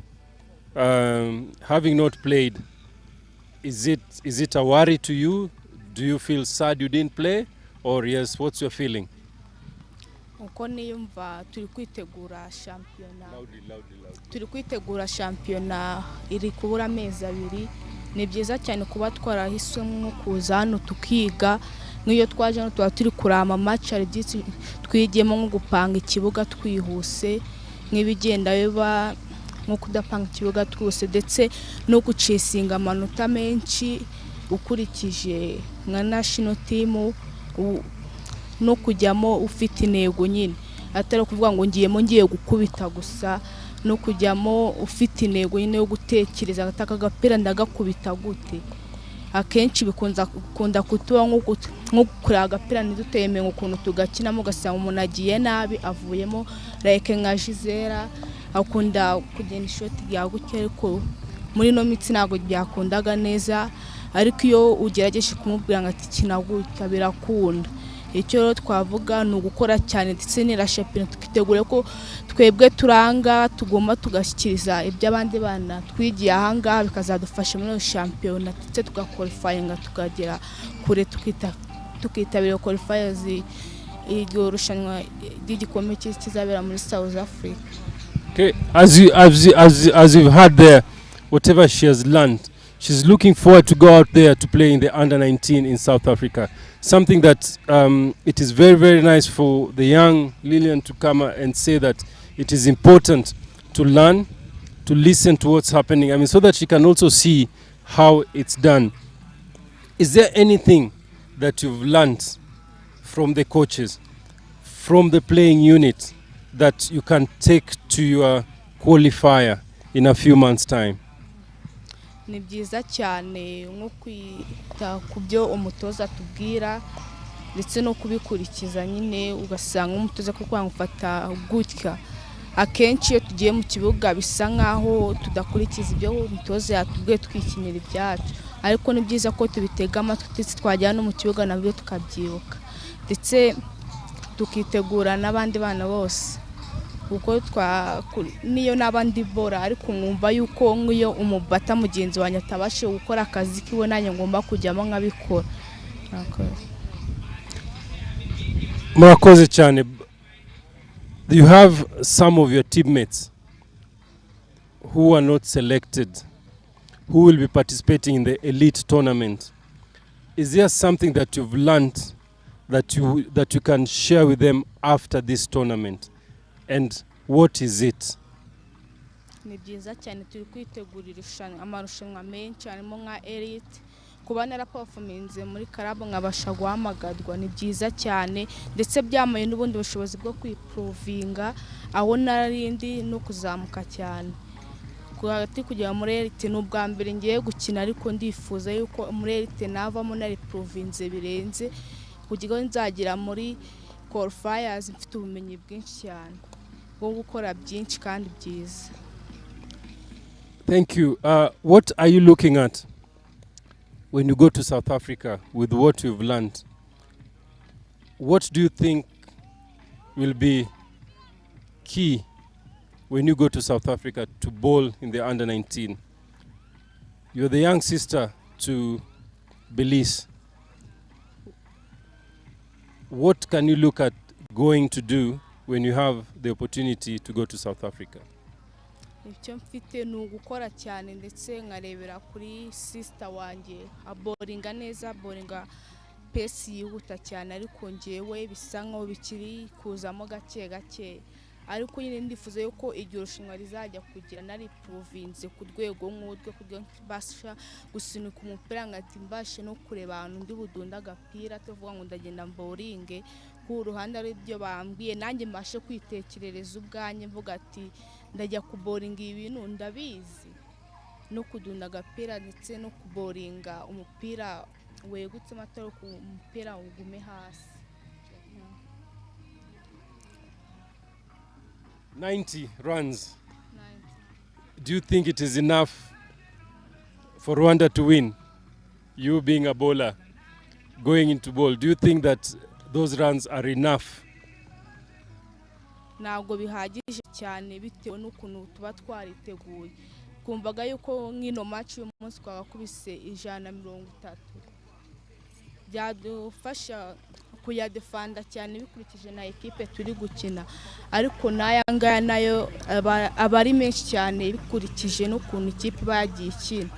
Tuvuga nk'ubwo Giselle avemo akubise amanota 5 gusa, abandi bagiyemo bafite ubushobozi bwo kuzamura amanota. Turashimira Sara cyane uno munsi yitanze, izindi match ntago zagenze neza, ariko uno munsi yagerageje cyane. Icyo navuga ari amanota arahagije kuri equipe, ariko nyine ari n'umuntu utumva ko ahagije bikurikije na equipe bakinaga. Murakoze cyane. Hope to see you at the end of the innings. Well done. Yes, ladies and gentlemen, if you hear what the youngster has said, she's a very, very youngster, Elaine, looking forward to play for our under-19 tournament. We have 4 of them in the camp, and you can see even the Nigerians, they have 6 in the camp. Something that it's very, very important, yes, moving forward as we play these tournaments. Yes, winning is important, but it is also important for countries to build their player base, and by giving them experience and exposure, it's not necessarily that they have to play. It is not necessarily that they have to be in the 14. Even just being around the tournament itself, they actually understand the pressure before they get into it. Something that most of the developing countries don't do so well is to mentor players, even by just being in the tournament itself. It's Nigeria, well done. Miss Rwanda also, I can say that yes, it is something that yes, it will work. The process is very important, but how do we take care of the process? How do we take care of the process? It's all by joining hands, the technical bench and the board, and everybody working together. Players take time. They say that a fine player has to spend 10 years of good coaching. But how do you spend the 10 years? Is it the players just being in the camp? Is it the players just being coached and being trained? Is it the players just, traveling? So mentorship requires everyone, the coaches, the psychologists, the fitness, the analysts, the way, the Brazilians have an analyst. And I'm sure when they go back, they have something to work on. Data is very important, but how do you get that data? It's not just only about playing, and I hope that this will be used better in the years to come. Grooming the youngsters, showing them the way, giving them an opportunity to fail, not an opportunity always to do well. It is important to give the youngsters an opportunity to fail, so that when they fail, they learn from their failures, not from their successes. It is important as they grow up, they actually understand that here, I've failed, I have to do it this way. Let them learn by themselves. Guide them as coaches and as administrators. No spoon feeding anymore, because when they go out there, they don't go with the coach, they don't go with the administrator, they go by themselves. So ladies and gentlemen, it's Rwanda looking to defend 92 from 120 balls. Join us at Kuchuchiro, and yes, let's have a second innings, and let's see where we go from here. Thank you very much. The very nice morning, sunny morning to play the game of cricket. Coming into ball again.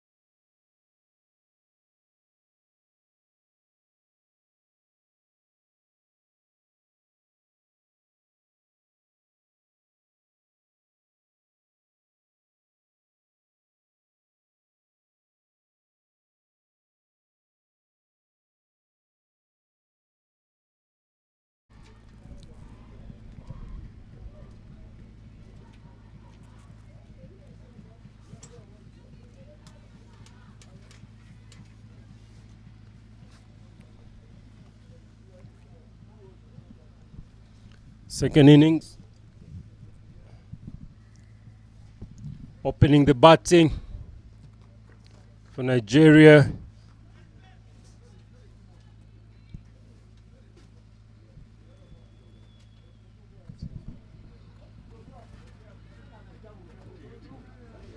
Is Asike Omonye, number 18, and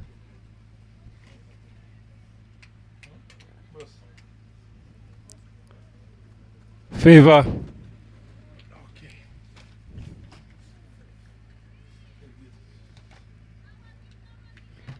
Igebe. Favor Igebe coming in. Opening the bowling is none other than Magi Vumilia, or leg spinner, number 8 Vumilia. Wicket keeping is Flora.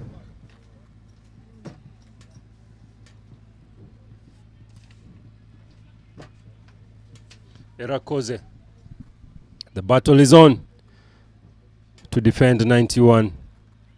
She bowls down leg and it is wiped down square leg for a single.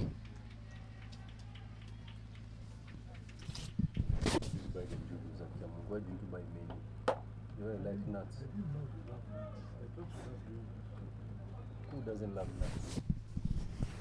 Being men or ladies, they love nuts, right?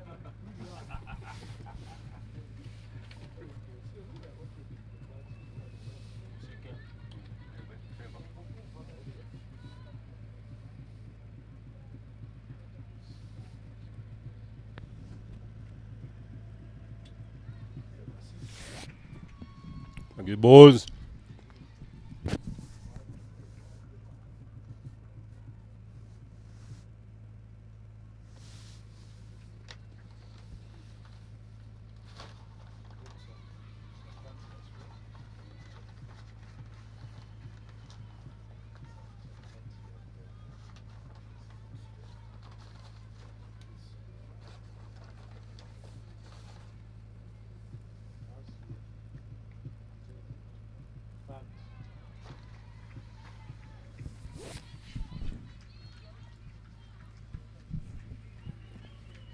Nicole, come with some water when you come back.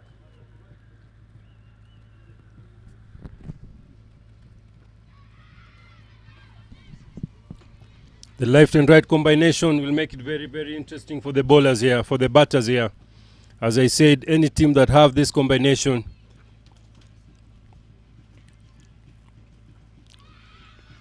they go for a run here, miss hit, and they scramble for a single there. Their third run.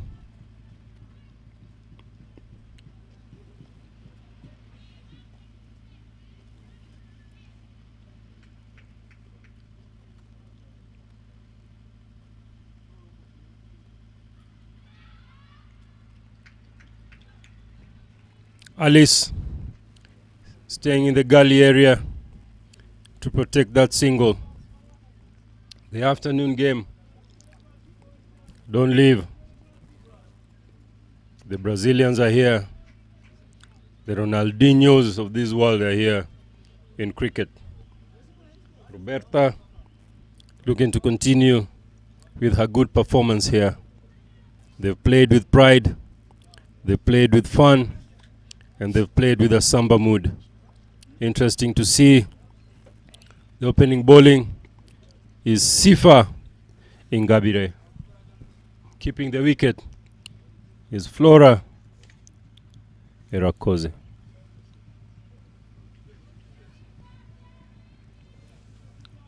Facing is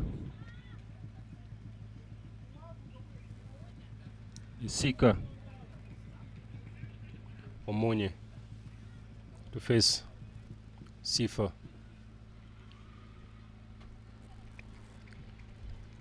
Rwanda would not want this game to go other way. They only have to go one way. During the break,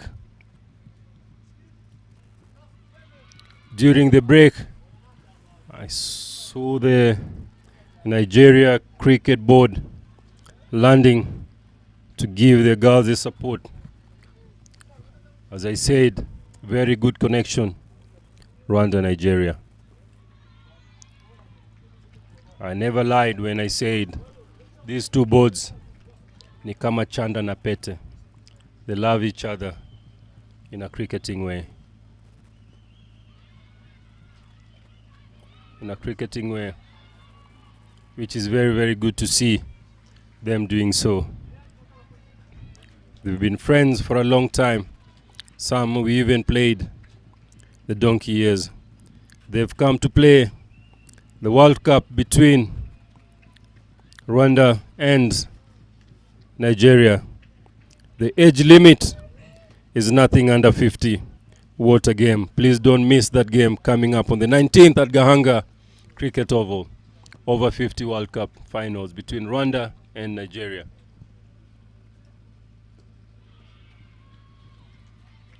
The only person who will be missing is the youngster Emeka, who didn't make it because of personal reasons.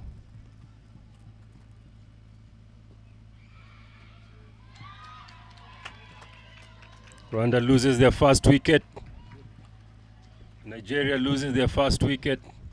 And Rwanda gets their first wicket from Sifa as Emeka is caught at short cover by none other than the captain, Bimenyimana Dian. This is gonna be a very, very interesting game here. A game that has love, has competition, and has its rivalry in it. The ladies in green are battling.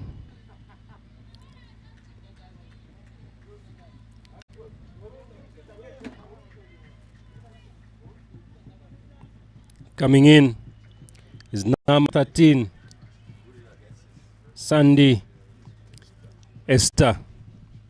There's a lot of Sunday, and Monday as well. Interesting combination there in names.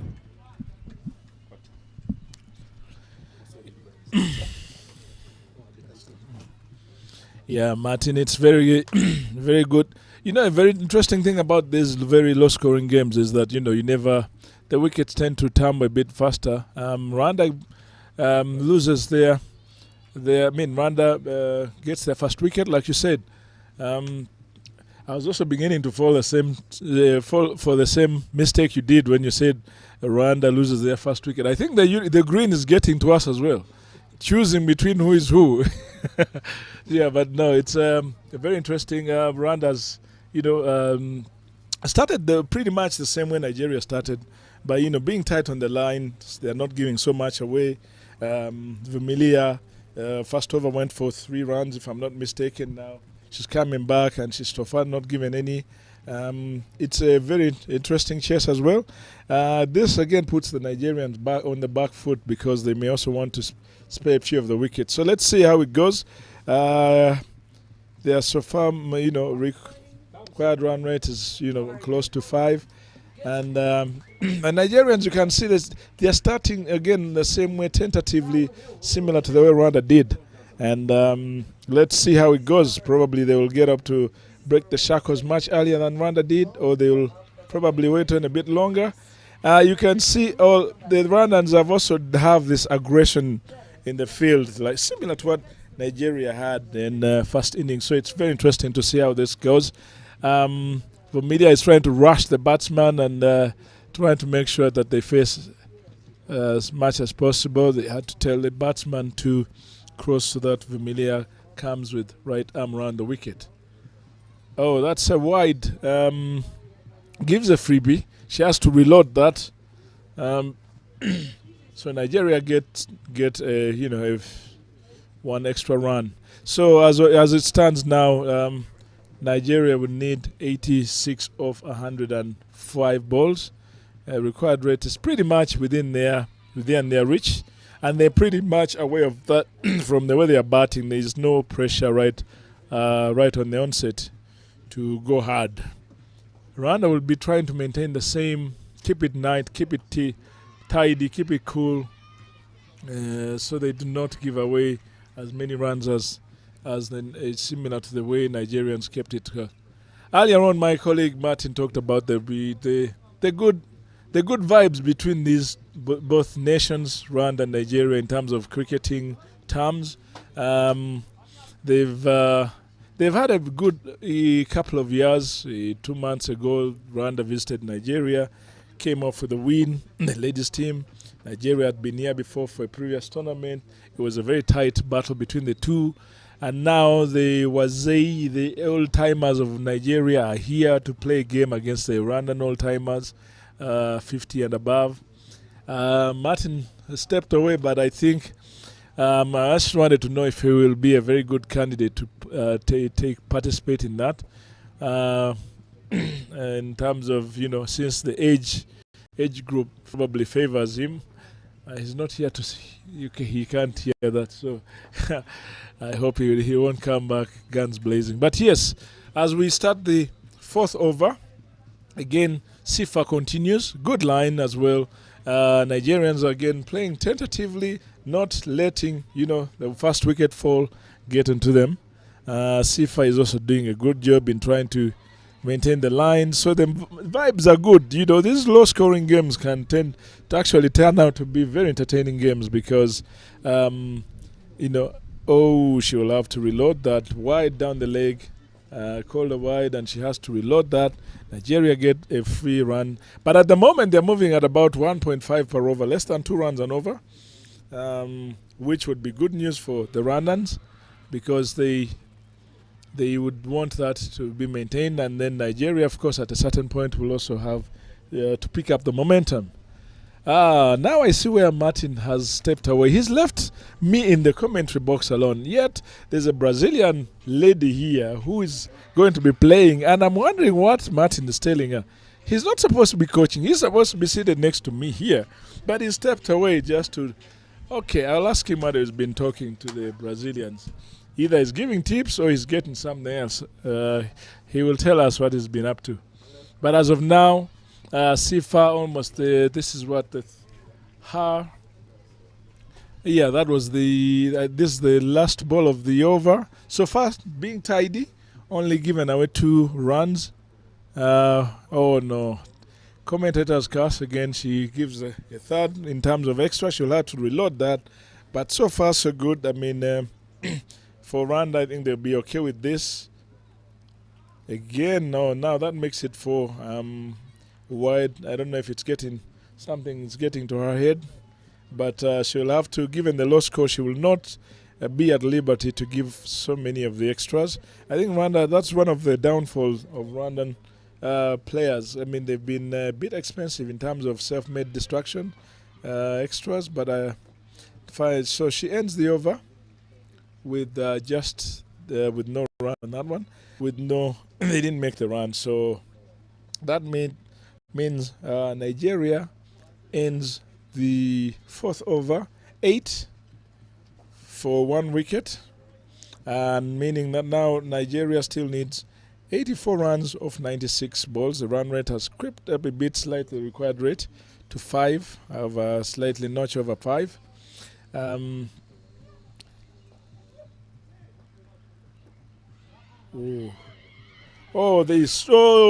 mix up, and Rwanda could be. They get their second wicket over a mix up. There was no run there. The call was. I think they didn't communicate nicely because the batsman, the bat had already. Upon immediately after playing, she set off, and the non-striker did not respond. She was partly looking at the ball. I don't know if the one batting had called, so they lose their second wicket, and Esther goes. So that makes it a bit interesting. So this makes it 8 for the loss of 2 wickets for Nigeria. And Rwanda will be loving this for now, at least given the fall of wickets. They should be excited about what's happening. And the pitch is again also not so... They have to be wary of this pitch, the batsmen, because the ball is really not coming on so much as they would have wanted. And I think Rwanda is making the most out of it. They are feeling tight because honestly, I think probably the run was on had the non-strikers also immediately hit it, but she couldn't. The miscommunication led to the loss of the wicket. In comes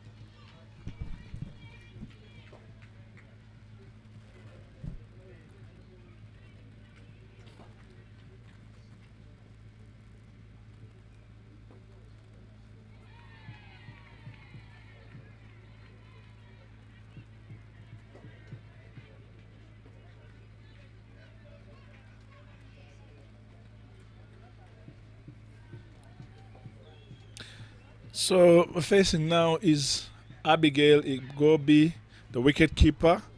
Edges the ball to third man, and the sweep managed to get one.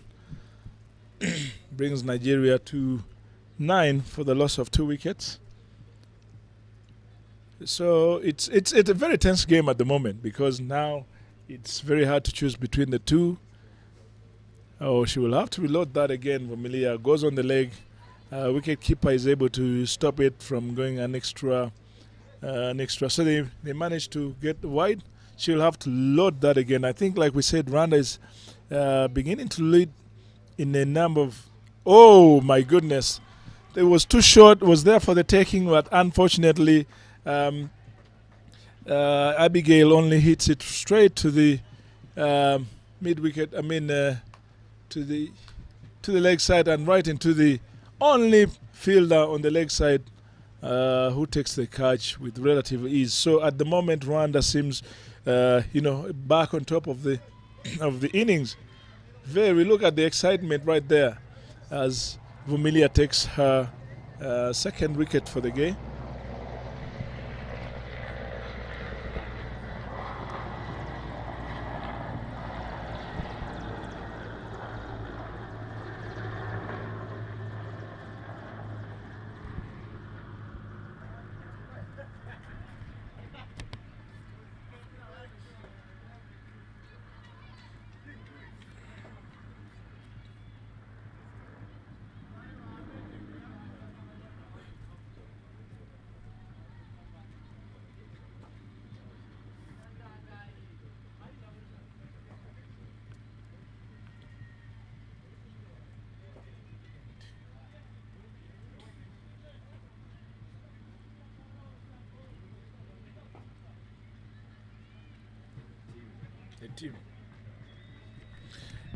In comes the team number 4.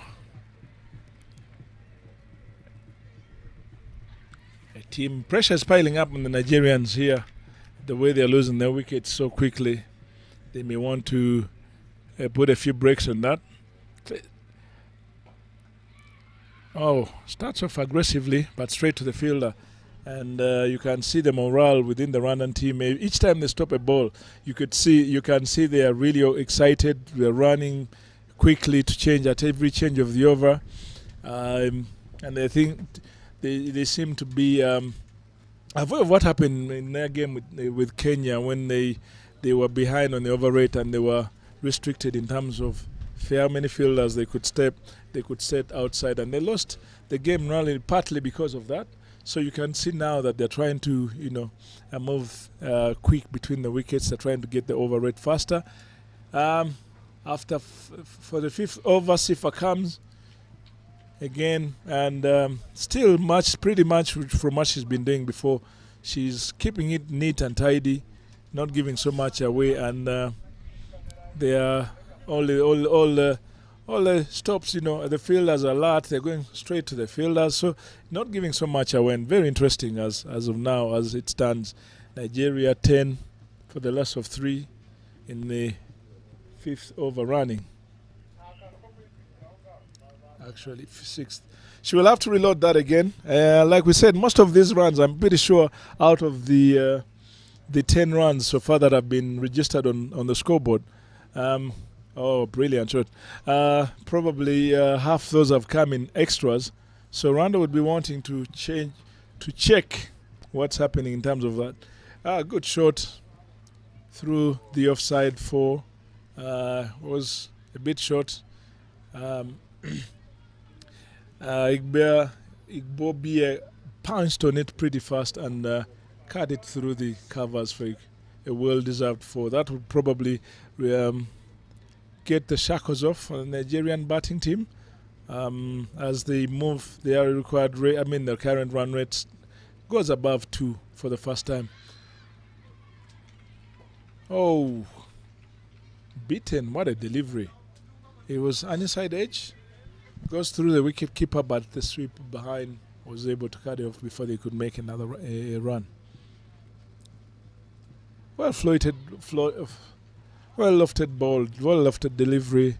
Again, straight to the offside and again cut off immediately. So Nigeria is also struggling to get gaps just like Rwanda did in the first time. Good shot again, straight to the fielder. Diane puts her body on the line, saves a single there. So Nigeria is struggling, and Rwanda is now playing to their strength. Direct straight to the fielders, set the field. Oh, keeper misread that, and they managed to scamper away for a second bye. Yes, come back pretty safe. Keeper was beaten by that, so that makes it 2 byes. Again, dealing in extras. Most of the runs at the moment are coming in through extras. Not so much from the bat, apart from that very brilliant 4 that was hit.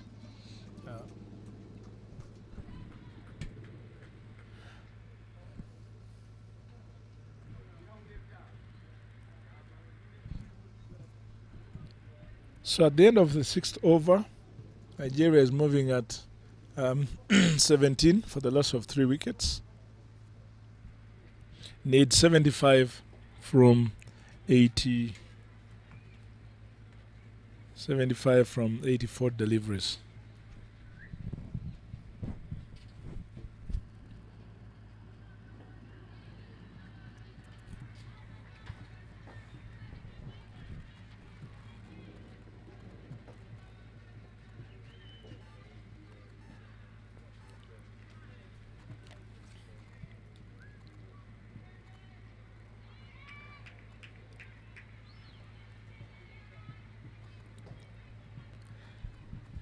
Milia continues, like I said again, previous delivery wide makes it a number of wides, so many wides in this rather low score. So that is something that they may have to address going forward, because they're giving so many freebies at the moment. And with such a low score, you wouldn't want to give away so many extras. Nigeria wouldn't mind that now, but they also have to make sure that at least this pair that is in stabilizes the ship, because the loss of wicket is really moving, is a bit faster than they would have anticipated. So they must, these at least have to stabilize, bat through, probably go through the halfway the overs, 10th overs, and then they could see what to do. Goes to the leg, they again manage to scamper for 1. So Nigeria moves away all the way to a 19.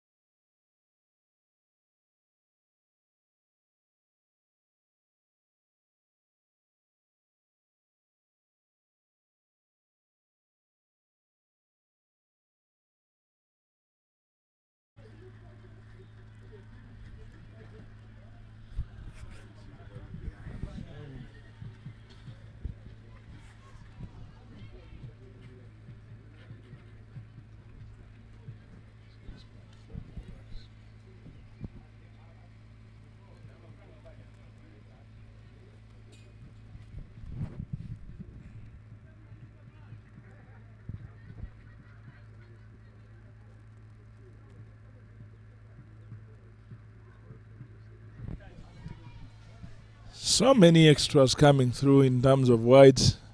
Familia is maintaining so much on the leg side, and as she's doing that, she's conceding so many extras in terms of wides. So Rwanda has given.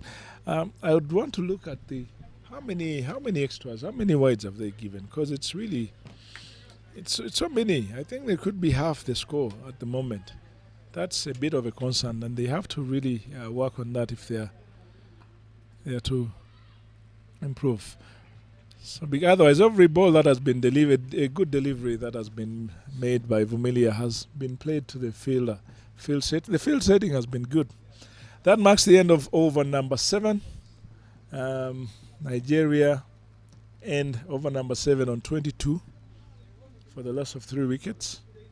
This pair needs to stay in, calm the situation down, maintain, their striking rate. The required rate, yes, it's climbing up, but it's not at the level where they should be panicking at the moment, because they've really lost some very good batters in there, the likes of Asika, likes of Favor, who on a good day really can take the game away. So Rwanda did well in having them picked them early. So it's more of a rebuilding stage for Nigeria at the moment, but they still have the balls in their favor. They still have all the time. They still have the innings within their favor. So they just need to stabilize, and let's see how it goes. Sifa coming back for over number 8. Rwanda seems to be sticking more or less to the same plan like Nigeria in terms of not tricking a lot with their bowlers. No need to change what's working. Good line, dot ball.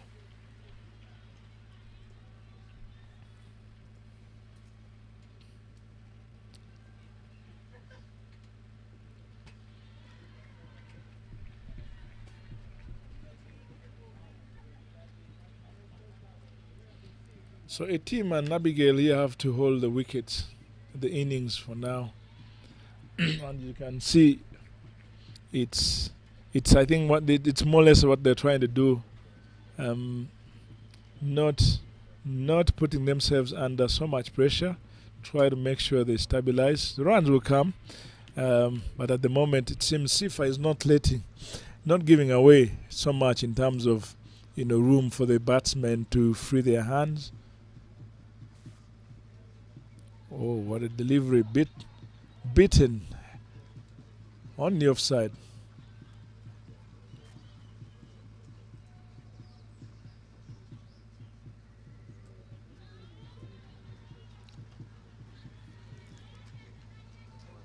What an over! Pretty much no runs given. Rwanda is becoming tight with their runs. They don't want to give away so much. Maiden over there. So Nigeria, the required rate now creeps up slightly a bit, approaching towards 6. But again, like I said, it's still too early to panic. So they don't, and the Rwanda also will also want to maintain the grip.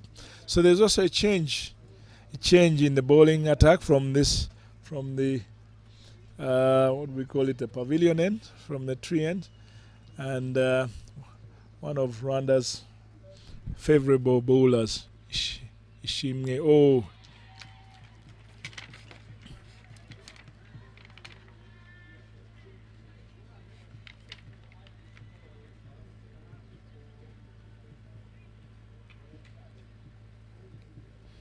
Ishimwe starts off with a very good ball.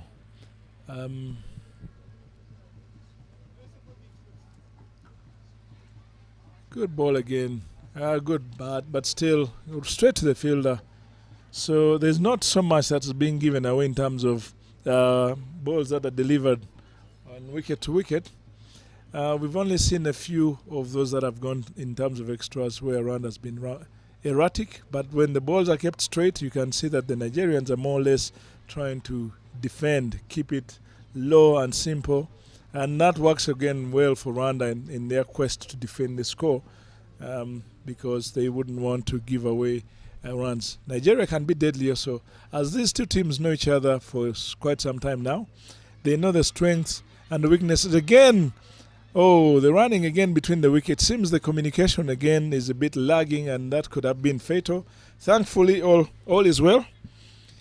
They get there eventually, but they need to work on that communication as well. So Rwanda will be loving what they are doing at the moment, and Nigeria will also be trying to stabilize, not to lose more wickets, but also try to take the game away now, because the Shakos seem to be coming in. Ishima is doing a great job with the ball. So Martin is back. Martin, I saw when you left me for a few minutes there. I thought you'd gone to take a refreshment or, attend to nature's call, but I saw you actually attending to some very interesting ladies. So you want to tell us what was going on there? Were you sharing a few tips, or was that, something that comes to do with nature calling also in the other aspect? Wow, they say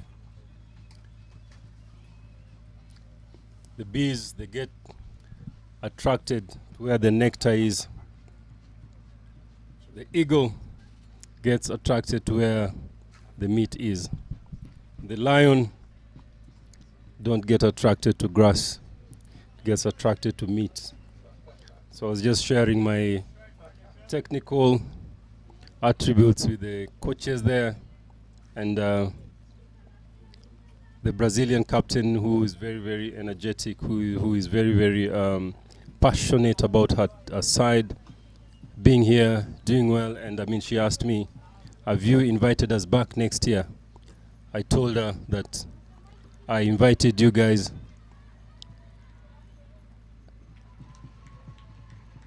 twice with one invite. Yes, looking forward to having them back. 23 for 3 in 9.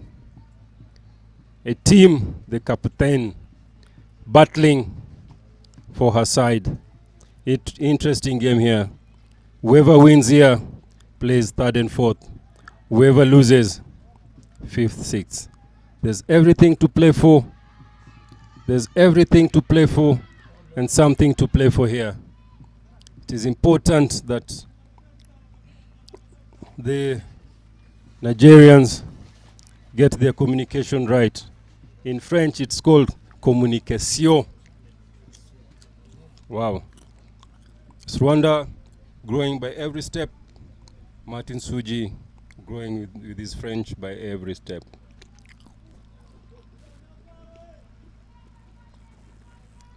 The team strikes it to the boundary. This is the wicket that they're looking for. Good shot there. Back to the bowler by a team.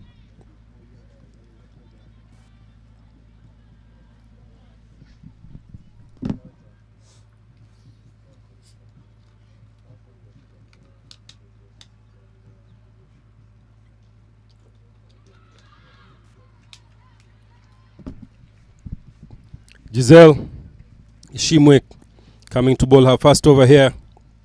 It's interesting that she's been used as a bowler in this series. As Taga was saying, that it was interesting to see the Nigerians sticking to their bowlers. Their best bowlers bowled. They used 5 bowlers to bowl the 20 overs, which was a very, very good strategy and good growth. Roles and responsibilities is very, very important. A team blessing.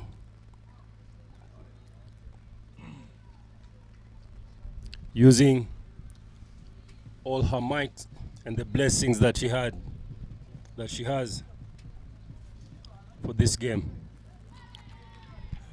That's a good ball from Giselle there, cramping up her team outside off. Interesting game here. As I told you before, on the 19th, World Cup finals between Rwanda and Nigeria. The age limit is as young as over 50. Please come and remember to bring a physio with you or a doctor with you. backup will be very, very important, because it will be a very, very crunch game with nice food and, as you said, Nairas and francs will be spent without limits. Henriette coming into ball, and as I was talking to the Brazilians, they said no, we don't want to face Rwanda. We want to battle it out with the Nigerians. Still with the green, interesting.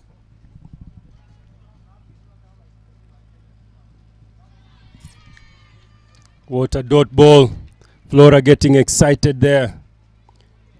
Henriette looks quite confident here with the ball. She looks quite relaxed. As one of our main players in the fire break tournament in Dubai. She knows her trade with the ball. And I like how the captain has backed up the team. She normally fields at mid-off, but of late she's developed to field at covers. Another dot ball. Last over, last ball here.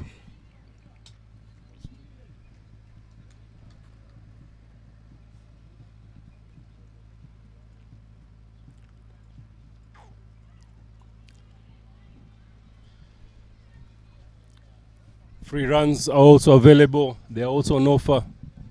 Rwanda doesn't need that now. I've seen Henriette talking to the mid-on. Maybe this will be a slow ball.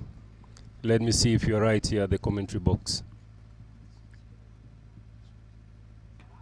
And there it was. Well stopped. Body and soul here. Body and soul. Body and soul.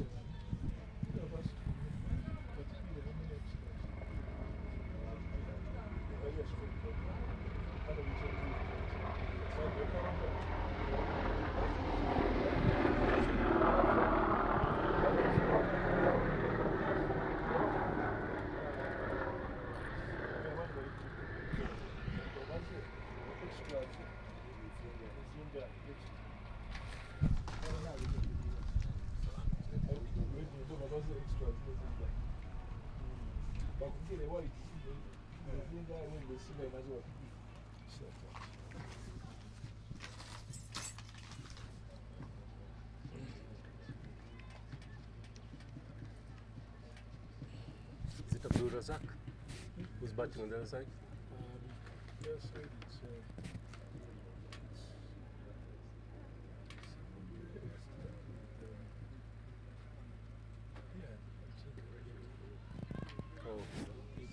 Gobi.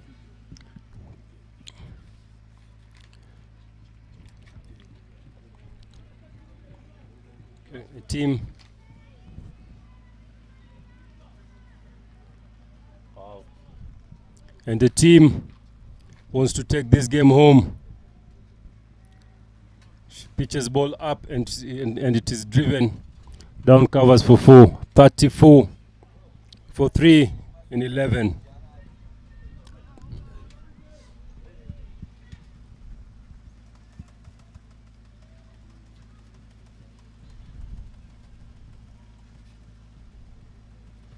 Giselle comes in.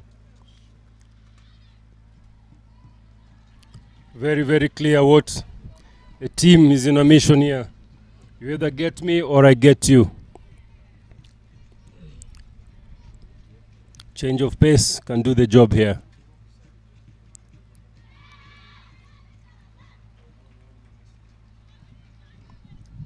Rwanda is awake. Rwanda is focused. 58 runs. Of 51 balls. Don't leave your screen. Stay in there.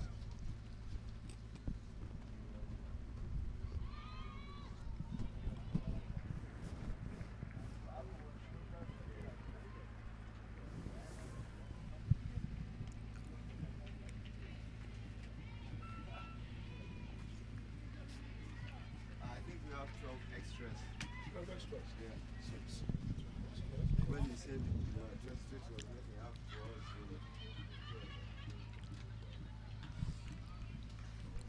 Play down, fine leg for a single. The 12 extras. It's too much for the bowling side. So we're looking at 34% of the runs in extras. Something that the Rwandans should be more tidy in. So Giselle ends up with a slow ball there to Igobwe. Abigail, the wicket keeper. These are the main batters for the Nigerian side. 12 overs, 36 runs, 3 wickets, 56 runs to go in 48 balls. Current run rate is 3 runs. Required run rate it's seven runs. Something that if the Rwandans can squeeze in a few dot balls to take it to 9, would be an added advantage. But T20, it only takes 2 balls to change everything.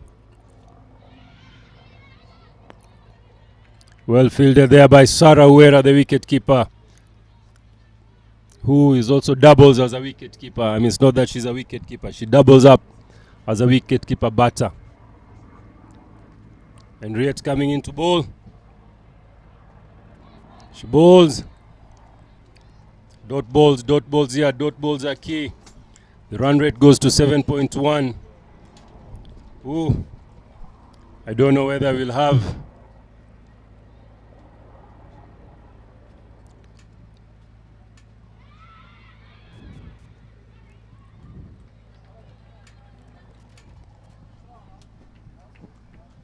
This is a battle.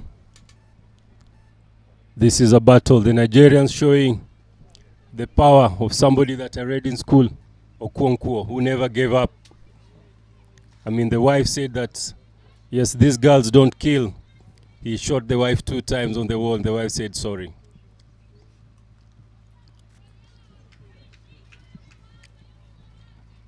"13 wides, 13 extras now." If you look at the score, if you remove the 13 wides here, the score is 27. And Henriette's change comes right arm round to Abigail.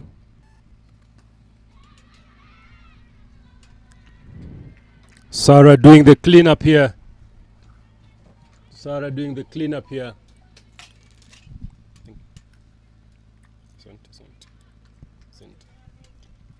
Dot balls are key. Henriette comes into bowl her last over. The ball goes down. Extra cover. Cleaned there by Alice.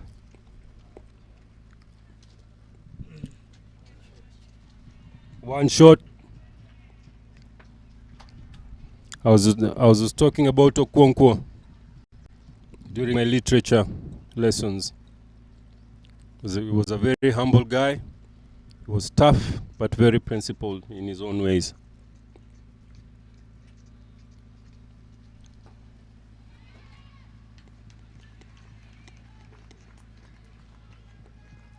"13 overs gone. 43 balls, 53 runs. Don't leave your screen, ladies and gentlemen. As a team, the captain, Blessing, I like her passion and I like her confidence. He's a player that is very confident. कितने पैसे चाहिए? पैसा नहीं, इज्जत। मोहल्ले के चिरकुट लौंडे हरा रहे हैं फैंटेसी स्पोर्ट्स में। आप एक्सपर्ट हो, सिखाओ। सिखाऊंगा तो जाने दोगे? फैंटेसी स्पोर्ट्स का असली अखाड़ा। इस गेम में वित्तीय जोखिम के तत्व हैं और इसकी लत लग सकती है। कृपया जिम्मेदारी से और अपने जोखिम पर खेलें। Come back. Ladies and gentlemen, like Martin said, 13 overs down. Rwanda doing a good job so far, keeping it so low, 39. Apart from the extras that have been pretty many, 13 in a single innings. As we start the 14th over, we are looking at the Tanzanian team that is going to be playing Brazil later on in the afternoon. Pass us in front. They are passing right in front of the commentary box, and you can see they are relaxed as any team that is on top of the table. They seem to be very relaxed. They're ready. They've really brought a very different game to the whole tournament. Their gameplay has been, they're deep. So you can see the way they're walking or relaxed. The Brazilians came in faster. At least finally we have a team that's not fully clad in green, but there's also the green element to their jersey as well. So there's something about green. Do we tell them that Kwibuka is green tournament or something? Because so many teams have come with some green, but good to see though. It also bonds in with the surface. So Diane, the captain, brings herself in to bowl. Starts off with a dot ball. Very good. Rwanda is, like I said, if they do not go extra, they are doing a good job in terms of trying to limit the runs. It's only so many extras that when they try out so many things, but when they're doing wicket to wicket, they've really maintained the Nigerian. But did that stick in? Oh, what a good effort! What a good effort! What a good ball! Leading from the front as a captain should do. Look at that delivery, the way she walked it in, returned the ball to her, and look at that stretch. Oh my goodness, that was a very good effort, Diane. That needs to be appreciated. So yeah, they are doing a good job in terms of in Rwanda trying to limit the run rate. So as we speak now, the required rate has actually clipped to 8 per over. So I think this is playing well in terms of Martin, what you just said. If it gets over 9, then probably the pressure now creeps on to the Nigerians to try and see how they can, get themselves out of the fix that the Rwandan team has put them in. But as of now, it's all looking quite interesting, quite tense. And Rwanda is doing a good job in terms of limiting, not giving so many away. Look, even the field setting, they're not every ball that is being hit like that. It goes straight to the fielder, and the field setting has been good. They're not letting anything. My comrade here has really had a passion of lions looking for meat and not grass. He's now going to the Tanzanian team. She's all smiles. I don't know what is telling them, but she's all happy. So I bet that is the meat part of the lion. So yeah, so that marks the end of over number 15. Number 14, sorry. So that 6 overs to go, 36 balls literally, and Nigeria needs 53 runs. How do they take it on from here, Martin? Is it all attack and attack because you still have maybe 7 wickets in hand, or do you still maintain and push that run rate around, hovering around there, and then hope to go big towards the death overs? How do you approach this if you're in their position? Yeah, I think I think the number one question there, it's important as Shime comes in back to bowl her 3rd over here to the Nigerians. For me, it's important, Taga, of course, when you live in the wild, you go to survive. So whether you take meat and keep it, or whether you eat the meat and keep it in your stomach, you go to survive. The meat has to be eaten. It has to be eaten or stored, whichever way you look at it. Either eaten or you eat it and store it. You've seen the fox. So when they eat a piece of meat and they keep it somewhere for another day. So you really, really need to also invest. During the dry periods, it's important. It's just as cricket. When you have an opportunity of scoring runs, you score runs, and when you have a lane pitch of the dry periods, the time that you spent getting the runs is back you up. So it's important to back yourself up.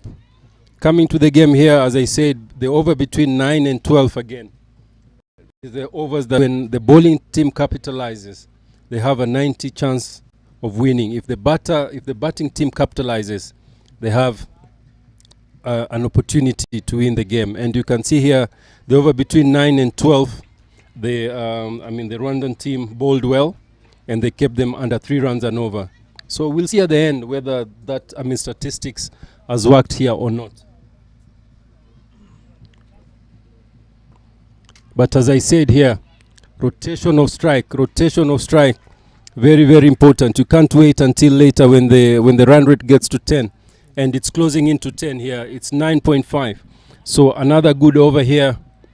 It will be interesting to see how the Nigerians will react. As Nigerians having the full board here to support their team is quite commendable. It shows the passion that this tournament has brought. The ICC also, as representatives, are here to just witness what as Rwanda is offering. Rwanda has offered 32 matches, 3-2 matches in this tournament. Oh, there was a wicket there. There was a wicket. Number 4 caught behind.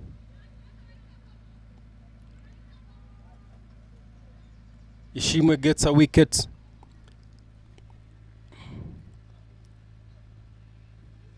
Of Abigail, caught behind by Flora. The Nigerians, Sunday coming in. Sunday coming into bat to join her captain. A team blessing. So we have blessing and we have Sunday. Let's see if Sunday has blessings or retired injured, retired hurt. Injured or hurt, we'll get to know. But Sunday Salome comes in to join blessing. As I was saying, we'll see if blessings are there on Sundays or Sundays are there to be blessed. Let's see as the captain comes into ball. This team is her bunny. She always does well with the ball against Nigeria. And here she is again. That's a good shout. Very, very good shout there. Very, very good shout. Interesting to see a Timitopi deciding that the ball, it's not there. And I could see the reaction of the bowler. Interesting competition. Captain facing captain. And all in green. She plays it this time. There's a fumble. They're not happy. They're not happy at all. Every run here means business. Whether a run towards the batting side or a run towards the bowling side. Wow. Salome Sunday. One of the elite players in this tournament. One of the elite players in this tournament.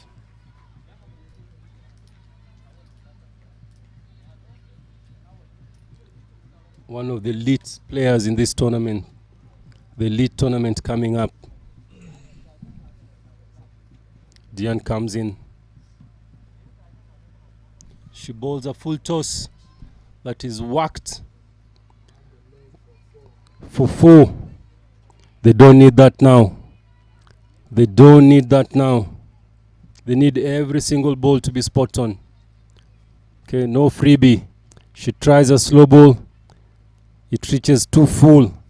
And you can see the effort that she's giving. Wow. 26 balls, 46. Don't go far. A win here for every team gives you a chance to climb up the table.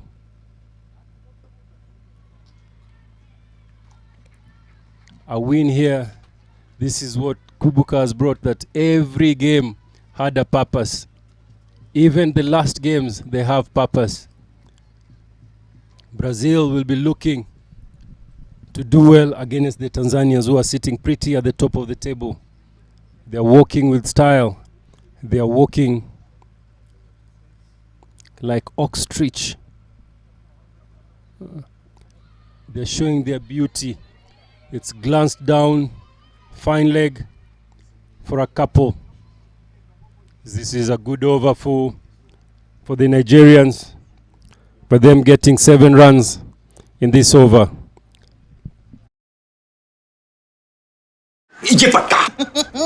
अब सीख तो गए, अब तो जाने दो मुझे। ठहर जाइए, कोई प्रॉब्लम हो गई तो कहाँ ढूंढेंगे आपको? फैंटेसी अखाड़ा का 24/7 कस्टमर सर्विस है, आपकी प्रॉब्लम सॉल्व करवा देंगे।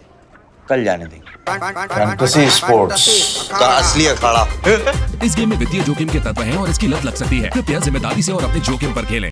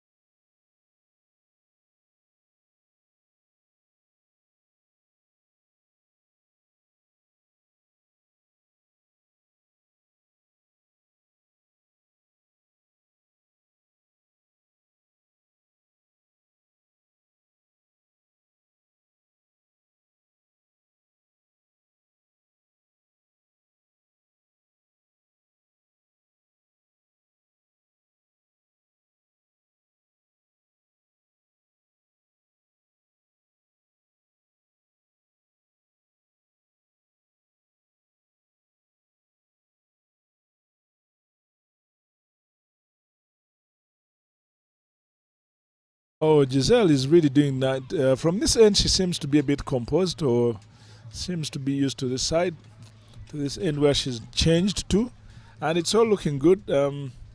So the pressure is now back to Nigeria to try and make sure this run rate does not creep any further than what it is already.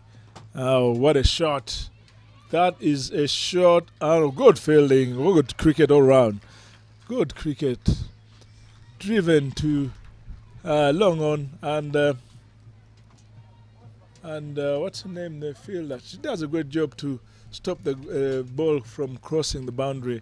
Keeps it down to 2 runs, and that was but it was a very ferocious shot that.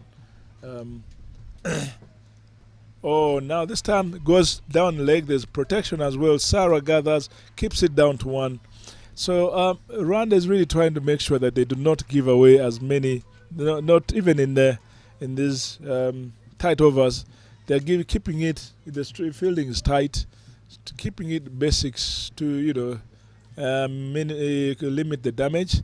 But you can see the intent of Salome. She's really trying to up the scoring rate. But as we speak, every dot ball that is bowled, the required rate just goes up and up and up. And this would be what Rwanda would be fighting to keep momentum with that required rate going up and up. So fight's almost 13 per over as we come towards the last delivery of the over, with Nigeria at 15 for the loss of 4 wickets. 51 for the loss of 4 wickets. What a shot! She won't reach, but at least keep it down to 1. But so you can see Solomon is trying to get up, try to up the run rate. She's going area when she can. She's She's trying to change sides, trying to see if she can find any gaps for the Rwandan side. But the field setting has been pretty much on point for Rwanda at the moment. So as we speak, that marks the end of the 17th over. 3 overs to go. 14 runs required. Required rate up to 13.3 per over. It's still doable, but now it has to also come. For Nigeria to win, they really have to go up. At least they need a boundary for each and every over. Minimum, they'll need a boundary, and also pray that Rwanda throws in a few deliveries, a few extras, so the ones that they can work with. But as of now, it's seeming that Rwanda is tightening their grip on the throat. You know, when you're killing an enemy, once you get them over the throat and they're not breathing, that's when you feel like you're on top. Diane comes, they scamper through for 1, which is good because at the moment Nigeria needs to at least keep the stride rotating, and as well hope that they can get an odd boundary in between there, so they can at least keep the required rate in checks.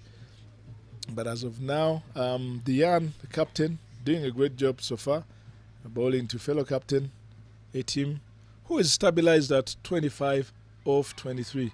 What a delivery. Beaten, trying to swing, trying to get the required rate up, trying to get the scoring rate up, but beaten. A good line. Diane leading from the example. She did try to stabilize with the bat, not so much as we usually are known from her strength, but at least when called upon as a captain, she's given whatever she can. They managed to get another one, single there, down, too long off. Still, Rwanda will be happy with the singles as they stand for now. Very trying to stop any boundaries that may come through. So it's looking all good for Rwanda if they can keep that momentum up, if they can keep that up. Oh, brilliant shot. I think it's clear Captain Etim is not taking this line down. She wants to at least give it a fight, take it down to the wire. And with that brilliant shot, they're able to get a 4. And they try to keep down the required rate, which had crept all the way to 15 per over. Look at that. Very over the infield, a mid-on fielder, right through to the boundary. Diane, how does she come back? Let's see.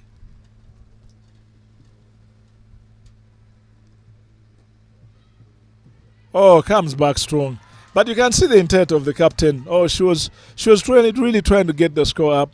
Was it the captain? No, sorry, it was Salome. She tried to get the scoring rate up.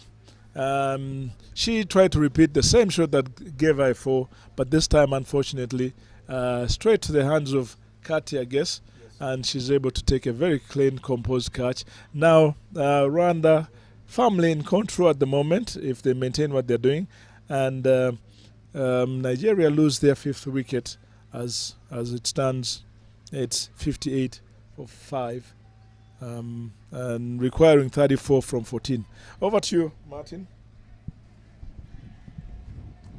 My.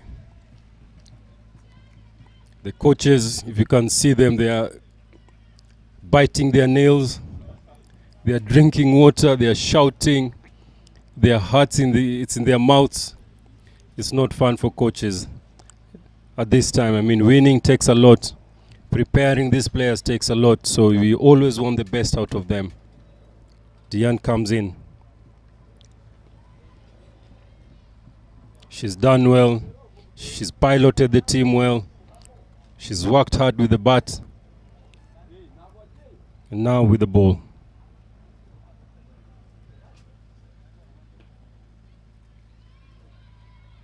There's protection down mid-wicket. And there's good clearance, 1 bounce, which is 12 balls, 34 runs. Yuvraj Singh is needed here. You all remember what Yuvraj did a few years ago. Herschel Gibbs. This is where power hitting is very important. And that is something that is missing in the ladies' game, power hitting. Is how do we get it going? How do we build our ladies to have, so that our teams would have power hitters? They are the supporters chanting for Rwanda. That is the next generation. That is the A-team boys. That is the academy boys here to chant. And this is their school. This is where they belong. This is where cricket is. Giselle comes in. The ball is hit. Only 1 run as Henriette clears for only 1 run. It's going to be interesting even tomorrow. Whoever wins here has a notch to play 3rd and 4th. That is what they're fighting for. There's something for something here. There's something for something as the ball is hit up.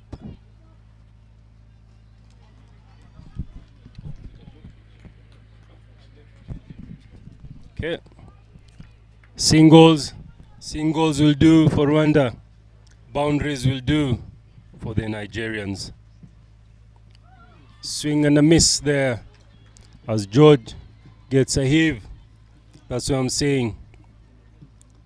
Timing is very important. You can see the technical bench of Rwanda is getting, the pressure is getting onto them. He goes for a big shot. And the longer end of the boundary. And only 2 runs from that glorious shot from George. 1 knee down, cow corner area. The heart rate here, you'd rather be playing rather than being out. I know Dan Okinyo is watching. He's a man who doesn't take pressure. He sweats till his feet. He doesn't take pressure. I remember him as a coach.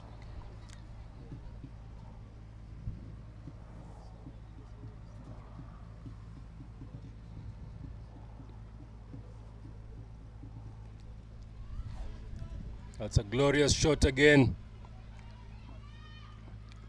Good backing up there. Good backing up for runs. The game is on. Last over.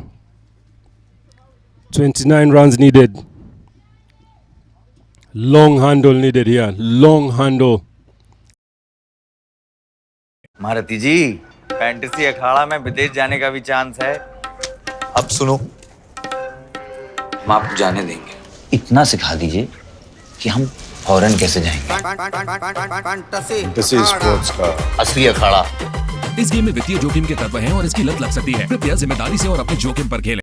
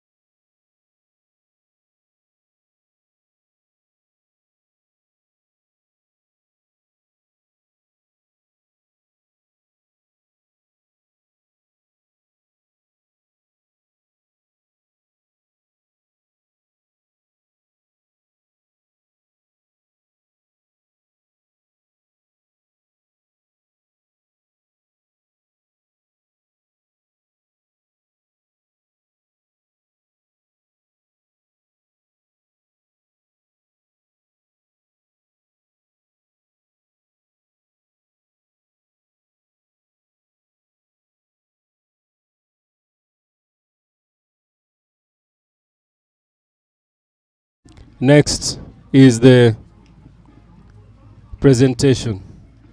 Thank you very much, ladies and gentlemen. Congratulations, Martin. Well done. Congratulations, guys. No, me, I'm just here.